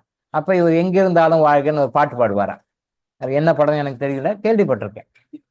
நெஞ்சில் ஒரு ஆலயம் பாருங்க, கேட்டுங்க, ரெக்கார்டு இருக்குது பாருங்க, பக்கத்திலே இருக்கு ரெக்கார்டு. நெஞ்சில் ஒரு ஆலயம் பாட்டுல எனக்கு தெரியாது, பட் அவர் டாக்டர்னு நினைக்கிறேன். டாக்டர் தானே அவர், டாக்டர். அவர் எங்க இருந்தாலும் வாழ்க அப்படின்னு சொல்லி வாழ்த்து வரோம். நீங்க வேணா அந்த படம் பாருங்க, சார்கிட்ட கேட்டு டீட்டெயிலாக கேட்டு அந்த படத்தை பாருங்க. Lesson we have to learn some lesson. சினிமாவில் நல்லதும் இருக்கு, கெட்டதும் இருக்கு. அதை வந்து நம்ம அது மாற்று கருத்து இல்லை. ஆனா கெட்டது நிறைய இருக்குன்னு தான் நான் சொல்ல வரேன். சினிமாவில் வந்து நல்லதும் இருக்கு, கெட்டதும் இருக்கு. நல்ல விஷயங்கள் சொல்றாங்க, கெட்ட விஷயம் சொல்றாங்க. நான் பெரும்பாலும் சினிமாவை அது வேண்டாம், நெகட்டிவ்னு நான் சொல்லுவேன். ஏன்னா அது நிறைய நெகட்டிவ் இருக்குன்றதுனால நான் அதை சொல்றேன். அது வந்து நம்ம மக்கள் நிறைய நெகட்டிவ் தான் எடுத்துக்காங்க, பாசிட்டிவ் எடுக்கிறது இல்லை. அப்போ அந்த டாக்டர் எப்படி ப்ரெஸ் பண்றாரு, லவ் பண்றாரு, ஏதோ காரணத்தினால அவங்க வேற இடத்துல மேரேஜ் பண்ணிட்டாங்க போல இருக்கு. என்ன படம் சார்? நெஞ்சில் ஒரு ஆலயமா, நெஞ்சில் ஒரு ஆலயமா, அந்த படம் பார்த்துக்கோங்க. அப்ப அந்த டாக்டர் எவ்வளவு பிளஸ் பண்றாரு பாருங்க. நீ எங்க இருந்தா நல்லா இருமா, சந்தோஷமா இருமா. அந்த பிளஸிங் மென்டாலிட்டி நமக்கு வரணும்னு சொல்ல வரேன் நான். இப்ப இந்த படத்துல நம்ம என்ன கருத்து எடுத்துக்கிறோம், இது நல்ல கருத்து, இந்த கருத்தை எடுத்துக்கிறோம். ஏதோ காரணம் லவ் பண்றாங்க, ஏதோ காரணம் அது வேற இடத்துல போயிட்டு அந்த அம்மா வேற மேரேஜ் பண்ணிக்கிற மாதிரி இருக்கு. அப்போ இந்த காலத்து லவர்ஸ் பண்ற மாதிரி எல்லாம் பண்ணாதீங்க, தப்பு காரணமா. பட் அந்த காலத்து லவர் பண்ணது மாதிரி நம்ம பண்ணணும். என்ன பண்றாரு, எங்க இருந்தாலும் வாழ்க, அது பாட்டே வரும்ல, அது எங்க இருந்தாலும் வாழ்க, ஏதோ பாட்டு, அந்த ஃபுல் பாட்டே வரும். அத முழுக்க அந்த பாட்டே வரும். அந்த மனநிலை நமக்கு இருக்கணும்னு நான் சொல்ல வரேன். சார்கிட்ட டீட்டெயில் கேட்டுங்க, அந்த படத்தை பாருங்க, அந்த படத்துல ஒரு லெசன் கத்துக்கோங்க, நல்ல விஷயம் தான். அப்போ அந்த எங்க இருந்தாலும் வாழ்க்கை மனசார வாழ்த்துல பாத்தீங்களா, அது எப்படி வருது, ஹோல் ஹார்ட்டடா வருது, அந்த மனசுல இருந்து வருது. அந்த மனசுல இருந்து, அடி மனசுல இருந்து, சரிம்மா ஏதோ விரும்பணும், கல்யாணம் பண்ணிக்க முடியல, நல்லா இருமா, சந்தோஷமா நல்லா இருக்கு, ஹாப்பியா இருக்கு அப்படின்னு அந்த எங்க இருந்தாலும் வாழ்க்கை அந்த மனநிலை அந்த வாழ்த்துறாரு பாத்தீங்களா. அந்த பிளஸிங் என்ன பண்ணும்னா, அந்த அம்மாவும் நல்லா இருக்கும், எங்க இருந்தாலும் நல்லா இருக்கும். அந்த பிளஸிங் இவரு வேற மேரேஜ் பண்ணா நல்லா இருப்பார், இவரு நல்லா இருப்பார். ஸோ அந்த பிளஸிங் வந்து என்ன பண்ணும், அந்த அந்த முன்னாள் காதலியும் நல்லா இருக்கும், சந்தோஷமா இருக்க வைக்கும். இவரு ஒரு ஃபேமிலி, அதுக்கு மாதிரி இவர் ஒரு கல்யாணம் பண்ணியிருப்பாரு, பண்ணாரா இல்லையான்னு எனக்கு தெரியல படத்துல. பட் இவர் மேரேஜ் பண்ணிட்டாலும் இவர் ஹாப்பியா, இவரும் நல்லா சந்தோஷமா இருப்பார். ஏதோ ஒரு நடந்து பாஸ்ட் லைஃப்ல ஏதோ ஒரு விஷயம் நடந்து போச்சு, அதனாலதான் அது ஒரு ஜாயின் பண்ணிட்டாங்க. ஏதோ ஒரு காரணத்தால இறைவன் வந்து சந்திக்க வைக்கிறாரு, சில பாடங்களை கற்றுக்கொள்ள வைக்கிறார், சில தீய கர்மாக்களை போக்குகிறார். பாடங்களை கற்றுக்கொள்ள வேண்டிய பாடங்களை கத்துக்கிறதுக்காக இந்த இன்சிடென்ட் நடக்குது, இறைவன் நடத்தி வைக்கிறார். ஸோ எங்க இருந்தாலும் வாழ்க்கை அப்போ பிளஸ் பண்ண இவரும் நல்லா இருப்பார். ஸோ நாமளும் நல்லா இருப்போம், அவங்க நல்லா இருப்பாங்க. இங்க அந்த negative energy is getting neutralise, அதை நியூட்ரலைஸ் பண்ணிடுறோம். அதான் இந்த நியூட்ரலைஸ் பண்ற வேலையை தான் நாம வந்து இங்க மன்னிப்பு அறிக்கையா கொடுக்குறோம். அப்ப அந்த காலத்து கதாசிரியர்கள் எப்படி கதை அருமையா எழுதியிருக்காங்க பாருங்க. பட் இந்த காலத்துல எப்படி நடக்குதுன்னு நாமளும் பேப்பர்ல மீடியால பார்ப்போம். இந்த காலத்து லவர்ஸ் மாதிரி வேண்டாம், அந்த காலத்து அந்த டாக்டர் மாதிரி இருக்கும். ஓகேவா? அதுதான் இங்க நாம சொல்ல வரோம். திருமணம் செய்ய மற்றதற்காக நான் தங்களையும் தங்கள் குடும்பத்தினையும் மனதார மன்னிக்கிறேன். கண்டிப்பா காசு கொடுக்காதீங்க, நெகட்டிவ் தாட்டம் கொடுக்காதீங்க, திட்டாதீங்க, குறை சொல்லாதீங்க. ஓகே. நீங்கள் இப்பிறவியிலும் முற்பிறவிகளிலும் அறிந்தும் அறியாமலும் எனக்கும் எங்கள் குடும்பத்தினருக்கும் செய்த அனைத்து தவறுகளுக்கும் பாவங்களுக்கும் எங்கள் மனதை புண்படுத்தியதற்கும் நான் உங்களை மனதார மன்னிக்கின்றேன். உங்களுடைய எண்ணங்களாலும் சொற்களாலும் செயல்களாலும் என்னுடைய ஸ்லாஷ் போட்டிருக்கு, எங்களுடைய அங்க அதுக்கு மாதிரி உங்க சிச்சுவேஷன் மாதிரி பேர் போட்டுக்கோங்க. எங்களுடைய மனம் புண்படும்படியாக நீங்களும் உங்கள் குடும்பத்தினரும் நடந்து கொண்டதற்காக நான் உங்களை மனதார மன்னிக்கின்றேன். நீங்கள் என் மீது காட்டிய அன்பிற்கும் நான் சுகமாக வாழ்வதற்காக நீங்கள் செய்த தியாகங்களுக்கும் நான் மனதார உங்களுக்கு நன்றி கூறுகின்றேன். நன்றி கூறுங்க. நம்மிடையே எப்பொழுதும் அன்பும் ஒற்றுமையும் அமைதியும் நிலவட்டும். சரிங்களா? இறைவா, இவரை அல்லது இவர்களை என்னுடைய வாழ்வில் சந்திக்க வைத்ததற்காக நன்றி. ஏதோ ஒரு லெசன் நீங்க கத்துக்கணுன்றதுக்காக இந்த சந்திப்பை இறைவன் நடத்துறார். இறைவனுடைய அனுமதி இல்லாம எதுவுமே நம்ம லைஃப்ல நடக்காது. ஸோ அதுக்காக அந்த இறைவனுக்கு ஒரு நன்றி சொல்லிடுங்க. இவரை அல்லது இவர்களை, இறைவா இவரை அல்லது இவர்களை என்னுடைய வாழ்வில் சந்திக்க வைத்ததற்காக நன்றி நன்றி நன்றின்னு சொல்லுங்க. இதை நீங்க லைஃப்ல ஃபாலோ பண்ணுங்க. சரியா? இன்னைக்கு என்னுடைய பாடம் வந்து இது. அடுத்தது ஒரு சகோதரி கேள்வி கேட்டிருந்தாங்க, இந்த மாங்கல்யத்தை வந்து நாங்க மாத்திக்கிறோம், எப்படி மாத்திக்கணும் ஐயா சொல்லுங்க அப்படின்னு சொல்லி கேட்டிருந்தாங்க. பெரும்பாலும் இந்த மாங்கல்யம் மாத்துறதுன்றது வந்து உங்களுக்கு தெரியும், நிறைய கம்யூனிட்டிஸ்ல வந்து திருமணம் ஆகும் பொழுது ஒரு ஒரு மாங்கல்ய கயிறு போடுவாங்க. தென் அதுக்கு பிறகு அந்த 3வது மாதம் 4வது மாதம் 5வது மாதம் ஏதோ கணக்கு வச்சிருக்காங்க. அந்த மாதங்கள் பிறந்த பிறகு பெரியவங்களெல்லாம் கூப்பிட்டு, சுமங்கலி பெண்கள்லாம் கூப்பிட்டு அது தாலியை மாற்றி கொடுப்பாங்க. அந்த செரிமனிஸ் வந்து கம்யூனிட்டி வேரி ஆகும், கம்யூனிட்டி வேரி ஆகும். அது கல்யாணம் ஆன பிறகு 3வது மாதம் 5வது மாதம் ஏதோ கணக்கு வச்சிருப்பாங்க. அது கம்யூனிட்டி வேரி ஆகும்.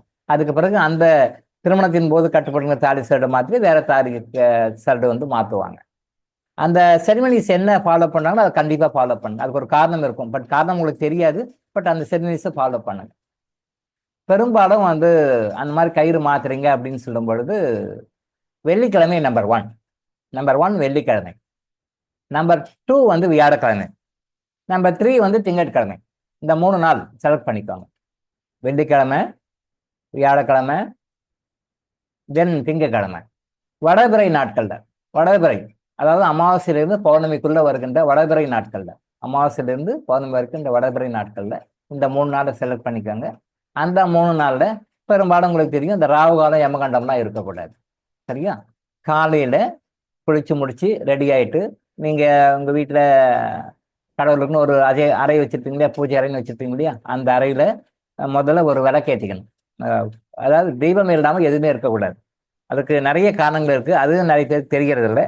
அதை பத்தி நான் பின்வரும் வகுப்புகள் நம்ம அதை பத்தி பேசுவோம். தெய்வம் இல்லாம எந்த ஒரு விஷயமே செய்யக்கூடாது.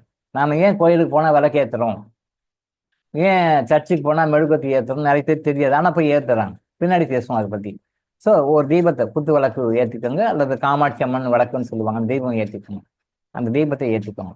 அந்த தீபத்தில் நீங்கள் அன்னைக்கு போடுற எண்ணெய் முடிஞ்ச வரைக்கும் விளக்கெண்ணெயாக இருக்கட்டும். ஆமணக்கு எண்ணெய்ன்னு சொல்லுவாங்க இல்லையா, மற்ற எண்ணெய் தான் வேண்டாம், விளக்கெண்ணெய் ஆமணக்கு எண்ணெய்ன்னு சொல்லுவாங்க பார்த்தீங்களா, அந்த எண்ணெயினால எரிகின்ற தீபமாக இருக்கும். திரி விளக்கெண்ணெய் போடணும், மற்ற எண்ணெயோட அந்த விளக்கெண்ணெய் அங்கே இருக்கும். அதுக்கு காரணங்கள் நிறைய இருக்கு. அந்த விளக்கெண்ணெய் போட்டு அந்த தீபத்துக்கு முன்னாடி வச்சுக்கோங்க. You have to face east, கிழக்கு பக்கம் பார்த்த மாதிரி நீங்க உட்காந்துருங்க. கிழக்கு பக்கம் பார்த்த மாதிரி நீங்க உட்காந்துட்டு நீங்க அந்த மாங்கல்யம் அப்படின்றது வந்து நீங்க அதை மாற்ற போறீங்க இல்லையா, அந்த மாங்கல்யத்துக்கு முன்னாடி இன்னொரு மாங்கல்யம் முதல்ல கழுத்துல போட்டுக்கணும். மாங்கல்யம் 24 hours 365 நம்ம கழுத்துல இருக்கணும். நான் ஏற்கனவே சொன்னேன் பார்த்தீங்களா, ஒரு நகை கடையில் மாங்கல்யத்தில் சர்வீஸ் கொடுக்குறாங்க. அவர் சர்வீஸ் பண்ண வரைக்கும் இந்த அம்மா கழுத்து காலியாக தான் இருக்கு. நானும் பார்க்குறேன். கிட்டத்தட்ட ஒரு 25 மினிட்ஸ் ஆச்சு அவர் அந்த சர்வீஸ் பண்ணி அதை மாற்றி. அது வரைக்கும் சும்மா தான் இருக்கும். அதுக்கு பிறகு ஒரு லேடி அவர் எடுத்து கொடுக்குறாரு, மாட்டிக்கிட்டாங்க. இன்னொரு இன்சிடென்ட் பார்க்கும்பொழுது அதே மாதிரி சர்வீஸ் பண்ணுறாங்க. சர்வீஸ் பண்ணி கொடுத்த பிறகு நான் அன்னைக்கு கூட கிளாஸில் சொன்னேன், இவங்க தலையை நீட்டுறாங்க, அவர் மாட்டி விட்டார், போட்டுக்கிட்டாங்க. ஒரு செயின் மாதிரி மாட்டி போட்டுட்டாங்க. இந்த 2 இன்சிடென்ட் தான் நான் அன்னைக்கு ஒரு நாள் சொல்லியிருந்தேன். அப்படி இருக்கக்கூடாது. நீங்கள் அதை மாற்ற போகிற மாங்கல்யத்துக்கு முன்னாடி இன்னொரு மாங்கல்யம் உள்ள மாட்டிக்கணும். அதில் மஞ்சள் கொம்பு கட்டுவாங்க இல்லையா, மஞ்சள் கொம்பு, அந்த மஞ்சள் கொம்பை கட்டிக்கணும். மஞ்சள் தான் நம்பர் 1. நீங்கள் போடுற இந்த கோல்டு போடுறது, அப்புறம் இந்த உருவு போடுறது, அந்த நிறைய போடுவாங்க. கம்யூனிட்டி வேரி ஆகும். இந்த ஜுவல்லரி கடையில் போனால் நிறைய எல்லாம் விற்பாங்க, நிறைய மாடல்ஸ் இருக்கும். சார் இந்த கம்யூனிட்டிக்கு இது சார், இந்த கம்யூனிட்டிக்கு இது சார், இந்த கம்யூனிட்டிக்கு இது சார். அது ஒரு உருவுக்கு ஒரு காரணம் இருக்குன்றது யாருக்குமே தெரியாது. அவங்க போட்டாங்க, இவங்க போட்டாங்க, நானும் போட்டேன். நீங்க போடுகின்ற ஒரு சிம்பல் இருக்கும், ஒரு சிம்பல் இருக்கும். அந்த சிம்பலுக்கு ஒரு காரணம் இருக்கும். அந்த சிம்பல் ஏன் வந்ததுன்னு ஒரு ரீசன் இருக்கும். யாராவது உங்க எடிட்ல உங்க பேரண்ட்ஸ், கிராண்ட் பேரண்ட்ஸ் யாராவது சொல்லியிருப்பாங்களா? தெரியாது, யாருக்கும் தெரியாது. எங்க அம்மா போட்டாங்க, எங்க பாட்டி போட்டாங்கன்னு போட்டுக்குவாங்க. அப்படியே வறுமை ஒழிய நீங்க போடுகின்ற அந்த எந்த கம்யூனிட்டி போட்டாலும், எந்த தாரியாக இருந்தாலும் அந்த சிம்பலுக்கு பின்னாடி ஒரு காரணம் இருக்கு. அந்த சிம்பல் சில லெசன்ஸ் உங்களுக்கு சொல்லுது. அந்த லெசன்ஸை யார் சொல்லுவாங்க? ஃபியூச்சர்ல இறைவன் அனுமதித்தால் அந்த ஒரு சிம்பலுக்கும் லெசன்ஸ் நம்ம கர்மா எனர்ஜி சொல்லிக் கொடுக்கும். எந்த கம்யூனிட்டியுடைய ஒரு உருவுக்கும் அதுக்கு பின்னாடி என்ன அந்த ஜியாமெட்ரிக்கல் எக்ஸ்பிரஷன் இருக்கு இல்லையா, தட் ஜியாமெட்ரிக்கல் எக்ஸ்பிரஷன், அந்த ஜியாமெட்ரிக்கல் எக்ஸ்பிரஷனுக்கு பின்னாடி என்ன ரீசன் இருக்கு அப்படின்னு சொல்லிட்டு அதெல்லாம் நீங்க உணர்ந்தீங்கன்னா மேரிட் லைஃப்ல கஷ்டமே வராது, துன்பங்கள் வராது. மேரிட் லைஃப்ல நாம கணவனை குறை சொல்ல மாட்டோம், மனைவியை குறை சொல்ல மாட்டோம், நம்ம லாய்க்கு நம்மளும் வந்துக்க மாட்டோம். அதுக்கெல்லாம் தெரியாதனாலதான் இந்த மாதிரி டைவர்ஸு, கோர்ட்டு கேஸு, எனக்கு பிடிக்கல உனக்கு பிடிக்கல அப்படின்ற பிரச்சனை எல்லாம் வருது. அந்த திருமண வாழ்க்கையில் சொல்லப்படுகின்ற அந்த மந்திரங்களுக்கும், என்ன மந்திரம் சொல்றாங்களோ அந்த மந்திரங்களுக்கும், நீங்க செய்கின்ற அந்த சடங்குகளுக்கும், நீங்க தாடியில போடுகின்ற அந்த உருக்களுக்கும் பின்னாடி இருக்கிற அந்த ஃபேக்ட்ஸ் என்னன்னு தெரியாதனாலதான் நம்ம சஃபர் ஆயிட்டு இருக்கோம்.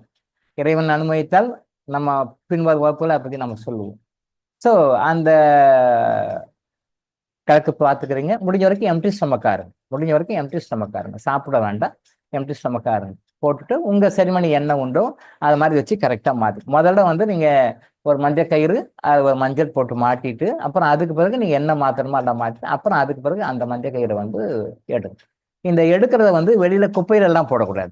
வெளியில குப்பையிலையோ அல்லது பப்ளிக் பிளேஸ்லயோ அல்லது மற்ற இடத்துலையோ எல்லாம் போடக்கூடாது. ஏன்னா பிகாஸ் அதில் ஒரு நிறைய எனர்ஜி எல்லாம் நிறைய இருக்கும்.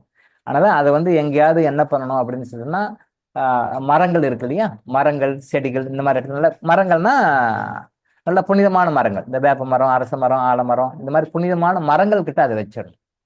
நீங்க அந்த ரிமூவ் பண்ணிருக்கீங்க இல்லையா, அந்த தாலியை எங்கேயும் குப்பையெல்லாம் தூக்கி போடக்கூடாது, அதெல்லாம் போடக்கூடாது. முழுக்க மரங்கள் மட்டும்தான், ஒன்லி மரங்கள், ஹோலி ட்ரீஸ். அது என்ன சொல்லுவோம், இந்த வேப்ப மரம், இந்த மாதிரி நல்ல புனிதமான மரங்கள், அந்த மாதிரி மரங்கள் கிட்ட அதை வச்சுடணும். அது என்ன பண்ணணும் அது பார்த்துக்கணும். அது மரங்களுக்குன்னு சில சென்ஸ் இருக்கு, அது இறைவனுடைய ஏஜென்ட்டாக அது என்ன பண்ணணும். தயவுசெய்து குப்பையிலெல்லாம் போடாதீங்க. சரி சார், இந்த மரமெல்லாம் இல்லை, நாங்க என்ன பண்றது? இந்த மரமெல்லாம் இல்லை சார், நாங்க என்ன பண்றது அப்படின்னா, நீங்க புனிதமாக எந்த இடத்த நினைக்கிறீங்களோ, புனிதமான இடம் சார் இது காடு, இது மலை, இது குன்று, இந்த மாதிரி ஒரு புனிதமான இயற்கையான பிளேஸா எங்க நினைக்கிறீங்க அந்த பிளேஸ்ல அதை வச்சு, அந்த மாதிரி இடத்துல வச்சுட்டு, இந்த ஆத்துல போடுறது, அப்புறம் குப்பையில போடுறது, இந்த மாதிரிலாம் போடக்கூடாது. அந்த கயிறுக்கு அதுக்கு ஒரு பவர் இருக்கு. அதனால அந்த பவர் வேஸ்டா தப்பான இடத்துல போடக்கூடாது. கயிறு அதை நஞ்சு போச்சு அப்படின் போது 3 மாதங்களுக்கு ஒரு முறையோ 6 மாதங்களுக்கு ஒரு முறையோ நீங்க மாத்திக்கலாம். வெள்ளிக்கிழமை, வியாழக்கிழமை, திங்கக்கிழமை you have to face east. விளக்கெண்ணையில திரி எறியணும், கணக்கு பார்த்து மாத்திக்கணும், எம்டி ஸ்டமக்கா இருக்கும். இது மாதிரி மாற்றிக்குவாங்க. உங்கள் ட்ரெடிஷ்னலாக உங்கள் கம்யூனிட்டியில் சில விஷயங்கள்லாம் இருக்கும், அதை கொஞ்சம் ஃபாலோ பண்ணிக்குவாங்க. இது ரெகுலராக வச்சுக்கோங்க. நீங்கள் மற்றபடி கோல்டு போட்டுக்கிட்டு நீங்கள் எனி ஆர்னமெண்ட் எந்த ஃபார்மில் வேணாலும் போட்டுக்கோங்க. பட் மஞ்சள் கயிறு அது ப்ரெஸ்டீஜ் இஷ்யூவாக நினைக்காதீங்க. அதுதான் ஒரு முக்கியமான விஷயம். அதில் நிறைய விஷயங்கள் இருக்கு. அதில் நிறைய விஷயங்கள் அதில் நம்ம வந்து அவ்வளோ விஷயம் இருக்காது. அதை யாரும் சடங்குகளாக சொல்லிட்டு போயிட்டாங்க. பட் அந்த மாதிரி விஷயங்களை வந்து நாம கரெக்டாக ஃபாலோ பண்ணுங்க. முடிஞ்ச வரைக்கும் வந்து அந்த மாங்கல்யம் அது மாதிரி போட்டு ரெடி பண்ணி கொடுக்கறது வந்து வாய்ப்பு இருந்தா உங்க கணவர் அந்த டைம்ல அனுப்பிச்சா நல்லா இருக்கும். உங்க கணவர் இருந்து அந்த டைம்ல அவர்கிட்ட அட்வான்ஸா சொல்லி அவரையும் நல்லா பிடிக்க வச்சு டீசெண்டா, எப்படி கல்யாணம் பண்ணும்போது எப்படி இருப்பீங்க, ஒரு மேரேஜ் பண்ணும்போது முகூர்த்த டைம்ல கணவன் மனைவி எப்படி இருப்பீங்க, கணவனும் மனைவியும் எப்படி இருப்பீங்க, அந்த மாதிரி நீங்க வந்து அவர் வந்து நீங்க கிழக்கு பார்த்து இருக்கிற மாதிரி அவர் உங்களை ஃபேஸ் பண்ண மாதிரி இருந்து அவர் மாங்கல்யத்தை போட்டா நல்லது, பெஸ்ட். நடைமுறை சாத்தியம் இல்லாதவங்க நீங்களே பண்ணிக்கலாம், தவறு கிடையாது. சப்போஸ் அவர் வந்து ஃபாரின்ல இருக்காரு, அவுட் ஆஃப் ஸ்டேஷன்ல இருக்கிறாரு, அவர் வந்து வர முடியாத சூழ்நிலை, அல்லது உங்க மேல கோபமா இருக்காரு, அப்புறம் கூட அது வேற சமாச்சாரம். அவரு அவர் வந்தா ஏதாவது சொல்லுவார், இல்லை அவருக்கு லீவ் கிடைக்கல, அவர் அர்ஜென்ட்டா வெளில போயிட்டாரு, அவர் வர முடியாத சூழ்நிலை, அந்த மாதிரி சூழ்நிலை நீங்களவும் பண்ணிக்கலாம். நீங்களேவும் சுயமா வந்து சுய தாரணம்னு சொல்லுவாங்க, சுய தாரணம்னு சொல்லுவாங்க, சுய தாரணமா பண்ணிக்கலாம். அவரும் பண்ணாலும் நல்லது. சப்போஸ் வாய்ப்பு இல்லை, பட சூழ்நிலைகள் அவர் இல்லை அப்படின்னா நீங்க சுய தாரணம் பண்ணிக்கலாம், தவறு கிடையாது. ஃபர்ஸ்ட் ப்ரிஃபரன்ஸ் அவர் கொடுங்க. அவர் வாய்ப்பு இல்லைன்னும் போது நீங்களே சுய தாரணம் பண்ணிக்கலாம். இதை நீங்க பண்ணிக்கோங்க, ரெகுலரா பண்ணிக்கோங்க. இதை நீங்க பண்ணி பாருங்க, உங்க லைஃப்ல வந்து நல்ல மாற்றங்கள் இருக்கு. நிறைய பேர் தெரியாம பண்ணிட்டு இருக்காங்க. நம்ம கர்மா எனர்ஜி ஹீலிங்ல தான் அதை நம்ம சொல்றோம். சித்தர் பெருமக்கள் வந்து இதை சொல்லுங்க மக்களுக்கு அப்படின்னு சொன்னதுனால நம்ம அன்னைக்கு சொன்னோம். இதை லைஃப்ல நீங்க ஃபாலோ பண்ணுங்க, உங்களுக்கு தெரிஞ்சவங்களுக்கும் சொல்லுங்க.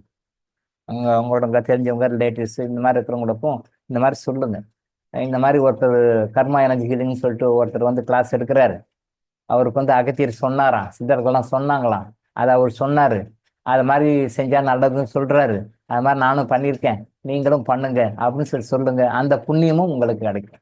நீங்க சொல்றதை கேட்டு அவங்க அந்த மாதிரி தங்கச்சாடி செயின் போடுறதுல இருந்து மாறி இந்த மாங்கல்ய சட்டுக்கு மாறினாங்க அப்படின்னு சொல்லி சொன்னா அவங்க வாழ்க்கைய சில நன்மைகள் நடக்கும். அதை அவங்க உணரலாம், உணராமலே இருக்கலாம். உணர்ந்தாலும் சரி, உணரவில்லை என்றாலும் சரி, எப்படி இருந்தாலுமே அந்த குட் கர்மான்றது உங்க அக்கௌண்ட்டை சேர்த்துக்கப்படும். அதை சனி பகவான் வந்து கரெக்டா உங்க அக்கௌண்ட்டை கொண்டு வந்து சேர்த்துடுவார். அது புண்ணியமும் கூட. அப்போ இதை நம்ம சொல்றோம், அவங்க கேட்டு ஃபாலோ பண்ணுவாங்க அப்படின்னா, ஃபாலோ பண்ணாங்கன்னா அவங்களுக்கு நல்லது. ஃபாலோ பண்ணலன்னா நாம் ஒன்றும் சொல்லிக்க வேண்டாம், அவ்வளவுதான். அப்போ சுயமா நல்லா இருக்கணும்ன்ற அம்சம் இருக்கிறவங்க நம்ம கேட்டு ஃபாலோ பண்ணுவாங்க. சொல்ல வேண்டியது நம்முடைய கர்மா, அது நம்முடைய குட் கர்மா. சொல்ல வேண்டிய நம்முடைய கர்மா. அதை கேட்டுக்கொண்டு பயன் பெறுவதும், கேட்டுக்கொள்ளாமல் பயன் பெறாமல் கஷ்டப்படுவதும் அது அவங்களுடைய கர்மா போடுது. தயவு செஞ்சு நீங்க சொல்லுங்க, அதை ஃபாலோ பண்ணுங்க. இந்த கோல்டுல போற ட்ரெடிஷனை தயவு செஞ்சு மாத்தி வாங்க. நீங்களும் புண்ணியம் செஞ்சு நீங்களும் நல்லா இருங்க, அடுத்தவங்களுக்கு சொல்லுவதன் மூலமாக புண்ணியத்தையும் சேர்த்துக்கோங்க. இது உங்களுக்கு பல வகைகள்ல உங்களுக்கு நன்மைகளை தரும். சரிங்களா? ஐயா, வெறும் மஞ்சக்கிழங்குல சரடு கட்டளை போட்டுக்கணுங்களா? என்ன கேட்குறாங்க? சரி, வேற டவுட்னா நீங்க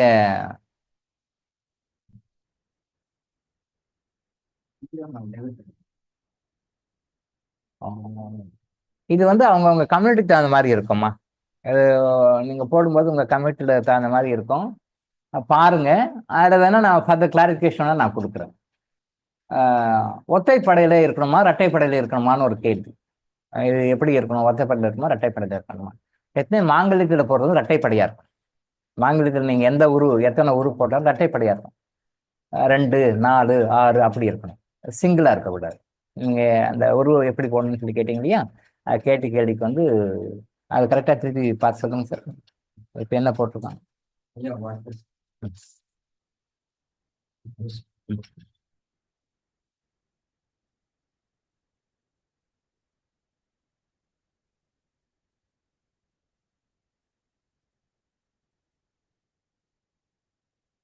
ஐயா, what all should be added to thali and in how much count?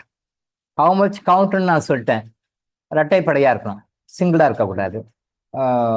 ஐயா, what all should be added to thali and in how much count? கவுண்ட்டை பத்தி நான் சொன்னேன், அது இரட்டைப்படையா இருக்கணும், ஒற்றைப்படையா இருக்கக்கூடாது, இரட்டைப்படையா இருக்கணும். அப்போ அதை என்ன போடணும் அப்படின்றது வந்து கம்யூனிட்டி வித்தியாசப்படும். என்ன பொறுத்த வரைக்கும் சித்தர்கள் என்ன சொல்றாங்க அப்படின்னு சொல்லி சொன்னா, மஞ்சள் இருந்தா போதும். அது எப்பேற்பட்ட அரச பரம்பரையில அரசனாக இருந்தாலும் சரி, சாதாரணமாக இருந்தாலும் சரி, மஞ்சள் இருந்தா போதும். ஆனா இன்னைக்கு மஞ்சளை விட்டுட்டு மற்ற எல்லாம் போட்டிருக்காங்க. டைவர்ட் ஆயிட்டாங்க, டைவர்ட் ஆயிட்டாங்க. உண்மையிலே தாலின்னா மஞ்சள் தான். உண்மையிலே தாலின்னா மஞ்சள் தான். இப்ப அதுக்கு பிறகுதான் அந்த கோல்டு, அந்த கோல்டுல வந்து சில பேர் அந்த வாழை வாழைக்காய் சீப்பு, வாழைப்பூ சீப்பு, வாழைக்காய் சீப்பு, அப்புறம் டிஃப்ரெண்ட் டிஃப்ரெண்ட் அந்த ஜுவல்லரிஸ்ல போனால் நிறைய வெரைட்டி வச்சிருப்பாங்க. சார் இந்த கமெண்ட்டுக்கு இது, இந்த கமெண்ட்டுக்கு இது, இந்த கமெண்ட்டுக்கு இது, இந்த கமெண்ட்டுக்கு இது அப்படின்னு சொல்லிட்டு நிறைய 5 டபுள் டிஜிட்ல வரணும். 2, 4, 6, 8 அப்படி வரணும். டபுள் டிஜிட்ல வரணும், சிங்கிள் டிஜிட் வரக்கூடாது. சரியா வச்சுக்கோங்க. அந்த உருவுகள்னு சொல்லுவாங்க இல்லையா, அந்த டிஃப்ரெண்ட் உருவுகள் உங்க கமிட்டில என்ன இருக்கோ, உங்களுக்கு தெரிஞ்சவங்க என்ன, உங்க மூதாதையர்கள் முன்னோர்கள் அப்பா அம்மா தாத்தா பாட்டி அந்த வகையில என்ன இருக்கோ அதை நீங்க ஃபாலோ பண்ணி போடுங்க. பட் எண்ணிக்கை மட்டும் இரட்டைப்படையில் இருக்கும், ஒத்தைப்படையில் இருக்கக்கூடாது. இரட்டைப்படையில் வாழ்க்கை திருமணம் பண்ணுறது இரட்டைப்படையில் வரும். எல்லாமே இரட்டையா இருக்கும், டபுள் டபுளா இருக்கணும். அதான் கணவன் மனைவி. ஆஃப் ஆஃப், நாம ஆஃப் அவங்க ஆஃப், ரெண்டா இருக்கணும். ஸோ அந்த மாதிரி போடுறது வந்து என்னை பொறுத்த வரைக்கும் வந்து அது யாரும் நீங்க அக்செப்ட் பண்ணிக்க மாட்டீங்கன்னா நான் சொல்லலை. டைம் எனர்ஜி வேஸ்ட் பண்ண வேண்டாம் அப்படின்னு சொல்லி நான் சொல்லலை. ஆனா உண்மையிலேயே மஞ்சள் தான் நம்பர் 1. மஞ்சள் தான் நம்பர் 1. மஞ்சளை கடுத்து தான் மற்றதெல்லாம். நீங்க இன்னைக்கும் வந்து ட்ரெடிஷ்னலா சில இதுல பாருங்க, முதல்ல மஞ்சள் தான் மாங்கல்யத்துல இருப்பான். மாங்கல்யத்துல வந்து மஞ்சள் தான் போடுவான். அப்போ அந்த காலத்துல போட்டதே மஞ்சள் தான். அதுல நிறைய பெனிஃபிட்ஸ் இருக்கு, நிறைய பெனிஃபிட்ஸ் இருக்கு. ஃபர்ஸ்ட் பெனிஃபிட், நிறைய பெனிஃபிட்ஸ் இருக்கு. ஃபர்ஸ்ட் பெனிஃபிட், கணவன் மனைவிக்கிலேயே அண்டர்ஸ்டாண்டிங் நல்லா இருக்கும். சண்டை பிடிச்சினா கூட அது ஒரு அன்பு இருக்கும், கோச்சிக்கிட்டா கூட அதுக்கு ஒரு அன்பு இருக்கும், அடிச்சுக்கிட்டா பிடிச்சிட்டா கூட அது ஒரு அன்பு இருக்கும். அந்த அன்புக்கு ஈடு இடையே நீங்க எதுவுமே சொல்ல முடியாது. அந்த மாதிரி ஒரு அன்பை கொடுக்கும். பிரஸ்ட் கேன்சர் எந்த காரணத்தை கொண்டு வரவே வராது. நீங்க பிரஸ்ட் கேன்சர் இன்னைக்கு வர்றவங்கள நிறைய பேர் பாருங்க, பெரும்பாலும் 95% பிரஸ்ட் கேன்சர் வர்றவங்க வந்து தங்கத்துல தாலி போட்டுருக்கவங்க தான் இருப்பாங்க. நீங்க வேணா செக் பண்ணி பாருங்க. 95 இல்லை 98 கூட சொல்லலாம். பிரஸ்ட் கேன்சர் வர்றவங்க பெரும்பாலும் தங்கத்துல மாங்கல்யம் அணிஞ்சவங்க நிறைய பேர் இருப்பாங்க. நீங்க பிரஸ்ட் கேன்சர் வந்தவங்களை நீங்க ஒரு சர்வே எடுத்தீங்கன்னா 98% அந்த பீப்புள் இவங்க தான் இருப்பாங்க. கண்டிப்பா தங்கத்தை தாலி போட்டு இருப்பாங்க. நீங்க வேணா சேலஞ்ச் பண்ணி சொல்றேன், நான் பாருங்க. ஏன்னா நான் பார்த்துருக்கேன் நிறைய. ஸோ மஞ்சளுக்கு நிறைய பவர் இருக்கு. அதனால தயவு செய்து மஞ்சள் இருக்கணும். பட் இன்னைக்கு வந்து மஞ்சளை ஓரம் கட்டிட்டாங்க. மஞ்சளை ஓரம் கட்டி தங்கத்துல உரு போட ஆரம்பிச்சாங்க. அது கௌரவம், பிரஸ்டீஜ், அந்தஸ்து இந்த மாதிரி போக ஆரம்பிச்சிட்டாங்க. இத்தனை உரு போடணும், அத்தனை உரு போடணும் அப்படின்னு சொல்லி போடுறாங்க. உருக்கள்லாம் ஒன்றும் எண்ணிக்கையெல்லாம் ஒன்றும் கிடையாது. மெயினாக மஞ்சள் அது இன்னைக்கு யாரும் ஃபாலோ பண்ண மாட்டீங்க, அது யாரும் இம்பார்ட்டன்ஸ் கொடுக்க மாட்டீங்கன்னாலும் அதை பற்றி சொல்லலை. பட் அதுதான் உண்மை, மஞ்சள் தான் முக்கியம். ஸோ கோல்டு வந்து செகண்டு தான். ஸோ அது உங்களுக்கு எந்த உங்க வகையில என்ன இருக்கோ அது மாதிரி நீங்க போடுங்க. பட் அந்த எண்ணிக்கையை வந்து இரட்டைப்படையில போடுங்க. சரியா? இதை வந்து கொஞ்சம் கரெக்டா ஃபாலோ பண்ணுங்க, நிறைய நன்மைகள் உங்களுக்கு கிடைக்கும். அப்புறம் வந்து இந்த கடன்களை கழிக்கிறது வந்து இன்னைக்கு அது சார்கிட்ட சொல்லி போட சொல்றேன். இந்த இந்த மாசத்துல ஆடி மாசத்துல எந்தெந்த நாட்கள்ல வந்து நீங்க அந்த டைம்ல கடன்களை கழிக்கணும், நீங்க கடன் யாருக்கா கொடுக்கணும், யாருக்கா பேமெண்ட் பண்ணணும் அப்படின்னா அது ஒரு லிஸ்ட்டுக்கு நம்ம இந்த மந்த்து இப்போ இன்னைக்கு சாரை போட சொல்றேன், நான் குரூப்லையும் போட சொல்றேன், யூடியூப்லையும் போட சொல்றேன். நீங்க அந்த நாளை நோட் பண்ணி வச்சுக்கோங்க. ஒரு 6-7 நாள் வரும்னு நினைக்கிறேன். அந்த நாள் நோட் பண்ணுங்க. அந்த ஸ்பெசிஃபிக்கா அந்த டைம்ல வந்து நீங்க யாருக்கா கடன் கொடுக்கணும் அப்படின்னு சொன்னா அந்த டைம்ல கொடுங்க.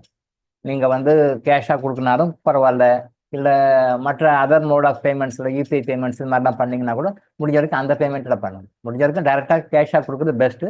வாய்ப்பு இல்லைன்னும் போது நீங்கள் உங்கள் கடனை இஎம்ஐ ஆகட்டும், தனிப்பட்ட முறையில் யாருக்கா பணம் வாங்கியிருப்பீங்க, தனிப்பட்ட முறையில் யாருக்கா கொடுக்க வேண்டியதாக இருக்கும். அந்த மாதிரி கடன் அப்படின்னு சொல்லி எதுவாக இருந்தாலும் நீங்கள் அந்த டைமில் கொடுக்க ஆரம்பிச்சிங்கன்னா சீக்கிரம் கடன்கள் தீரும். கடனை வாங்க வேண்டிய அவசியம் வராது. 2 விஷயம், 2 அர்த்தம். ஒரு நாணயத்தில் 2 பக்கம் மாதிரி கொடுக்கின்ற கடன்கள் சீக்கிரம் தீரும். ரொம்ப ஈஸியா கட்டமே இல்லாம சீக்கிரத்தை கடனை அடிச்சு வெளியே வந்துடுவீங்க. 1. 2வது, கடனை வாங்க வேண்டிய அவசியம் உங்க லைஃப்ல வராது. கடன் வாங்க வேண்டிய தேவை இருக்காது. ஸோ அந்த நாட்கள் நான் போட சொல்றேன், அதை நீங்க கொஞ்சம் ஃபாலோ பண்ணிக்கோங்க. சரியா? அடுத்தது ஒரு சகோதரர் கேட்டிருந்தாரு, நகையை பத்தி கேட்டிருந்தாரு. சார் கேட்டிருந்தாரு. எந்த கேள்வி அது?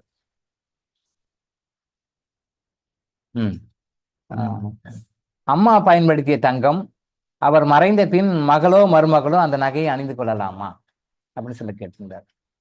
அம்மா பயன்படுத்திய தங்கம் அவர் மறைந்த பின் மகளோ மருமகளோ அந்த நகையை அணிந்து கொள்ளலாமா? சில ஃபேமிலிஸில் நகை இருக்கும், ட்ரெடிஷ்னலாக இருக்கும். 2 தலைமுறையா 3 தலைமுறையா அந்த நகை இருக்குது சார், 2 தலைமுறையா 3 தலைமுறையா அந்த நகை இருக்குது, அந்த நகையை வந்து ட்ரெடிஷ்னலாக நாங்கள் யூஸ் பண்ணுறோம் அப்படின்னு சொல்லிட்டு பண்ணுவோம்.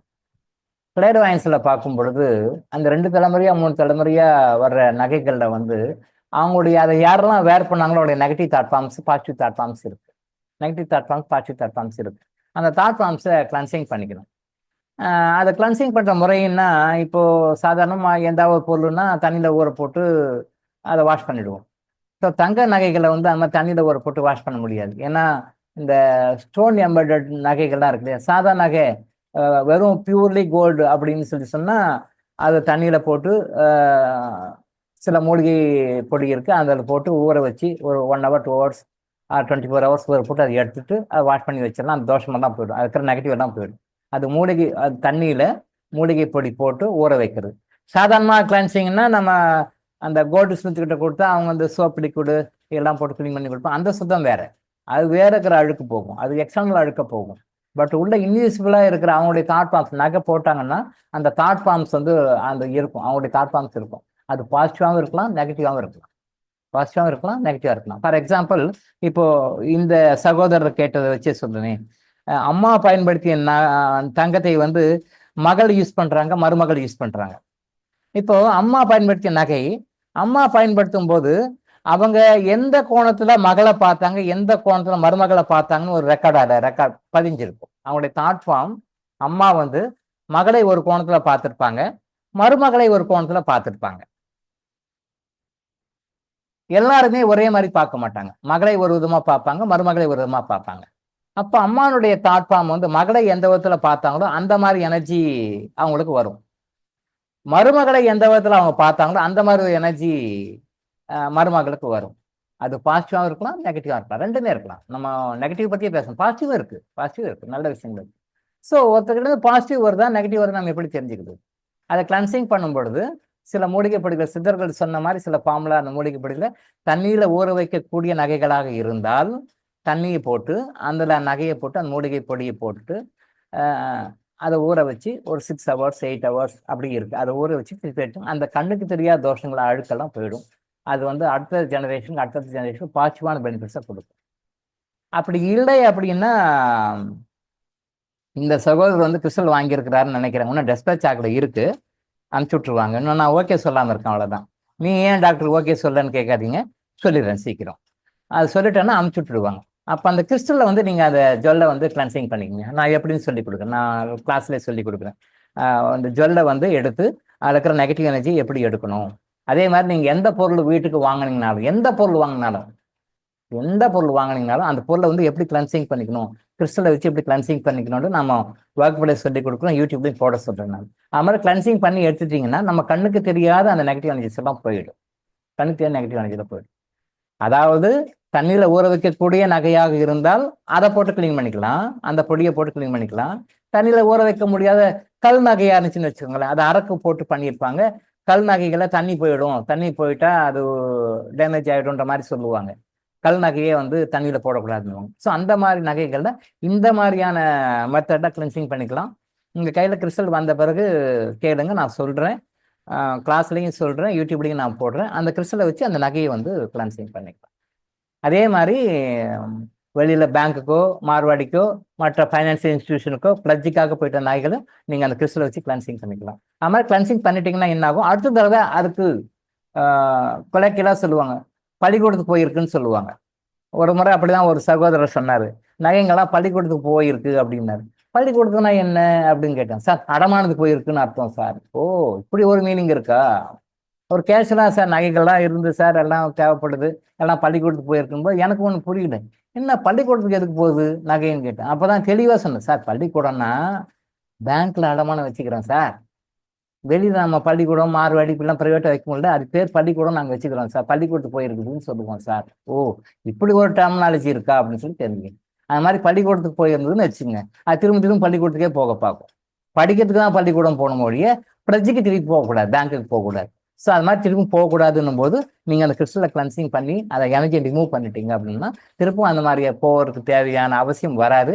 அதை போகாதையே நீங்கள் மேனேஜ் பண்ணுற மாதிரி சுச்சுவேஷன் கிரியேட் பண்ணிக்குவோம், அடமானம் வைக்க வேண்டிய அவசியம் இருக்காது, அது பண்ணிக்குவோம். அதே மாதிரி சில பேர் வந்து அஹ், நகை வந்து ரொம்ப சீப்பாக கிடைக்குது சார், ஜுவல்லரியில் வாங்கும்போது கிடைக்கிறத விட ரொம்ப சீப்பாக கிடைக்குது சார், இங்கே போனால் வெளியில் வாங்கினா அப்படின்னு சொல்லி கொஞ்சம் ரேட்டை குறைச்சி வெளில வாங்குவாங்க. அந்த மாதிரி வாங்குகின்ற பழைய நகைகளுக்கும் வந்து தோஷங்கள் இருக்குது, அதையும் கிளென்சிங் பண்ணிக்கணும். அதாவது ஜுவல்லரியில் வந்து நகைகளை வந்து சில பேர் இந்த மாதிரி வாங்கி கடைகளில் வாங்கி அப்படியே வச்ச கேஸ் எல்லாம் நான் பார்த்துருக்கேன். அப்படியே கஸ்டமர் கிட்ட வாங்குவாங்க, ஏன்னா 2 நாளுக்கு முன்னாடி வாங்கி போயிருப்பாங்க, ஏதோ ஒரு காரணம் ரிட்டர்ன் பண்ணுவாங்க, அதை பாலிஷ் பண்ண வேண்டிய அவசியம் இல்லை, அப்படியே வாங்கி கடையில் வச்சு விற்றுருக்காங்க. அதை நான் நிறைய பார்த்துருக்கேன், நிறைய கேசஸ் பார்த்துருக்கேன். அப்போ நம்ம நகைகளை வாங்கும்போது அவங்களுடைய எனர்ஜி நமக்கு வரும். ஸோ சகோதரருடைய கேள்வியில் வந்து என்ன, அம்மா பயன்படுத்தி தங்கத்தை வந்து மகள் மருமகள் யாரு வேணாலும் யூஸ் பண்ணலாம், தப்பு கிடையாது.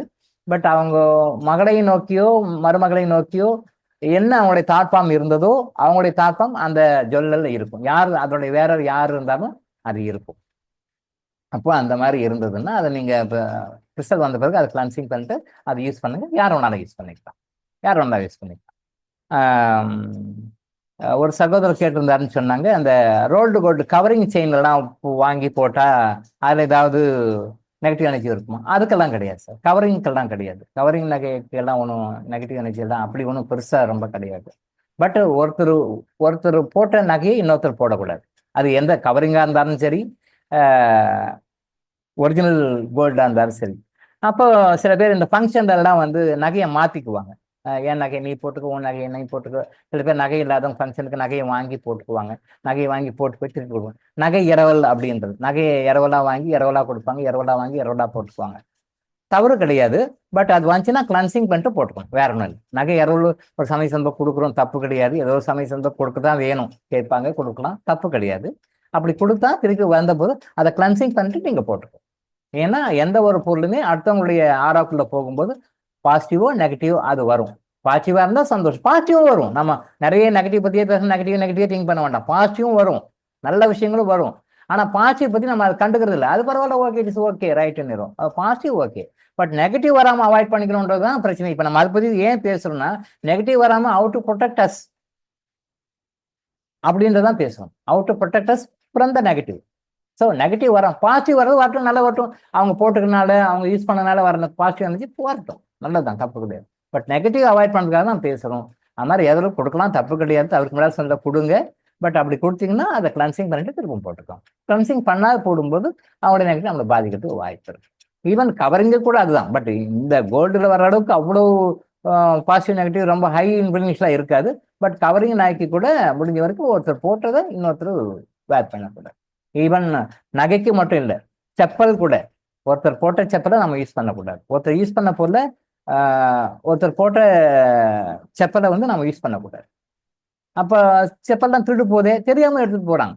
அது ஒருத்தர் போட்ட செப்பல் இன்னொருத்தர் போடக்கூடாது. நம்ம ஃபேமிலியாக மெம்பர்ஸாக இருந்தால் கூட, நம்ம வீட்டுக்குள்ள கூட ஒருத்தர் யூஸ் பண்ண செப்பல் யூஸ் பண்ணக்கூடாது. இதை பற்றி பின்னாடி வகுப்புகளை பேசுவோம். ஏன் அந்த போட்ட செப்பலை யூஸ் பண்ணக்கூடாது, ஏன் ஒருத்தர் யூஸ் பண்ண பொருள் நம்ம யூஸ் பண்ணக்கூடாது, எப்படி அவங்க ஆறா வந்து அவங்ககிட்ட இருந்து நமக்கு நெகட்டிவாவோ பாசிட்டிவாவோ டிரான்ஸ்ஃபர் ஆகுது. இங்கே பாசிட்டிவ் பற்றி பிரச்சனையே கிடையாது, நெகட்டிவ் தான். அந்த நெகட்டிவ் அவங்ககிட்ட அவாய்ட் பண்ணுறாங்க தான், அதெல்லாம் வேண்டாம்னு சொல்லி சொல்லுவேன். ஸோ இந்த சகோதரருடைய கேள்விக்கு நான் ஆன்சர் பண்ணிட்டேன்னு நினைக்கிறேன். அம்மா பயன்படுத்திட்டாங்கிட்ட தாராளமாக பயன்படுத்திக்கலாம், மகனோ மருமகளோ யாரோனா யூஸ் பண்ணிக்கலாம்.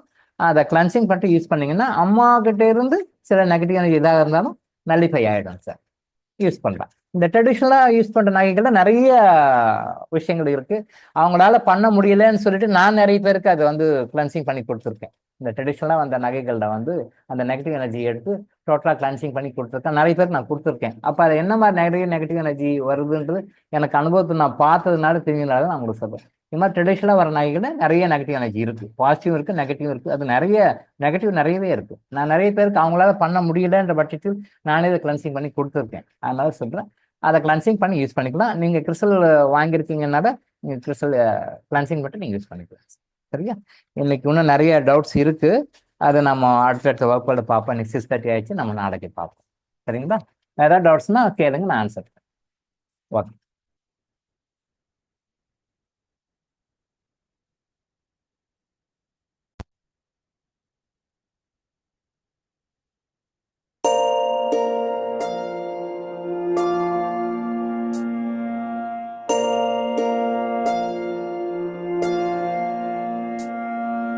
கருவாக்கி உருவாக்கி எனையாண்டு காத்தருளும் இறைவா நன்றி.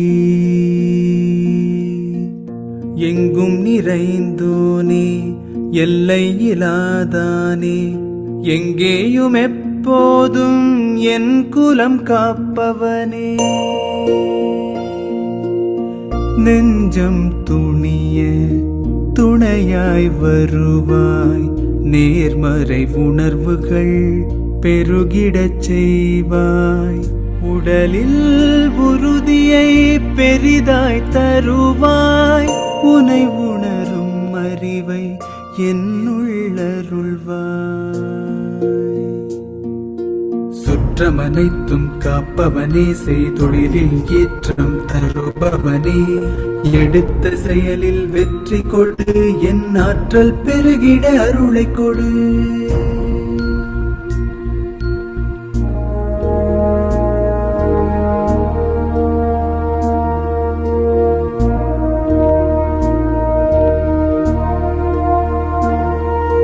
கருவாக்கி உருவாக்கி எனையாண்டு காத்தருளும் இறைவா நன்றி. வல்லமை தந்து நீ வளர்ச்சி கொடு, அகத்திலும் புறத்திலும் மலர்ச்சி கொடு. வளர்ச்சி கொடு, மலர்ச்சி கொடு, வளர்ச்சி கொடு, மலர்ச்சி கொடு.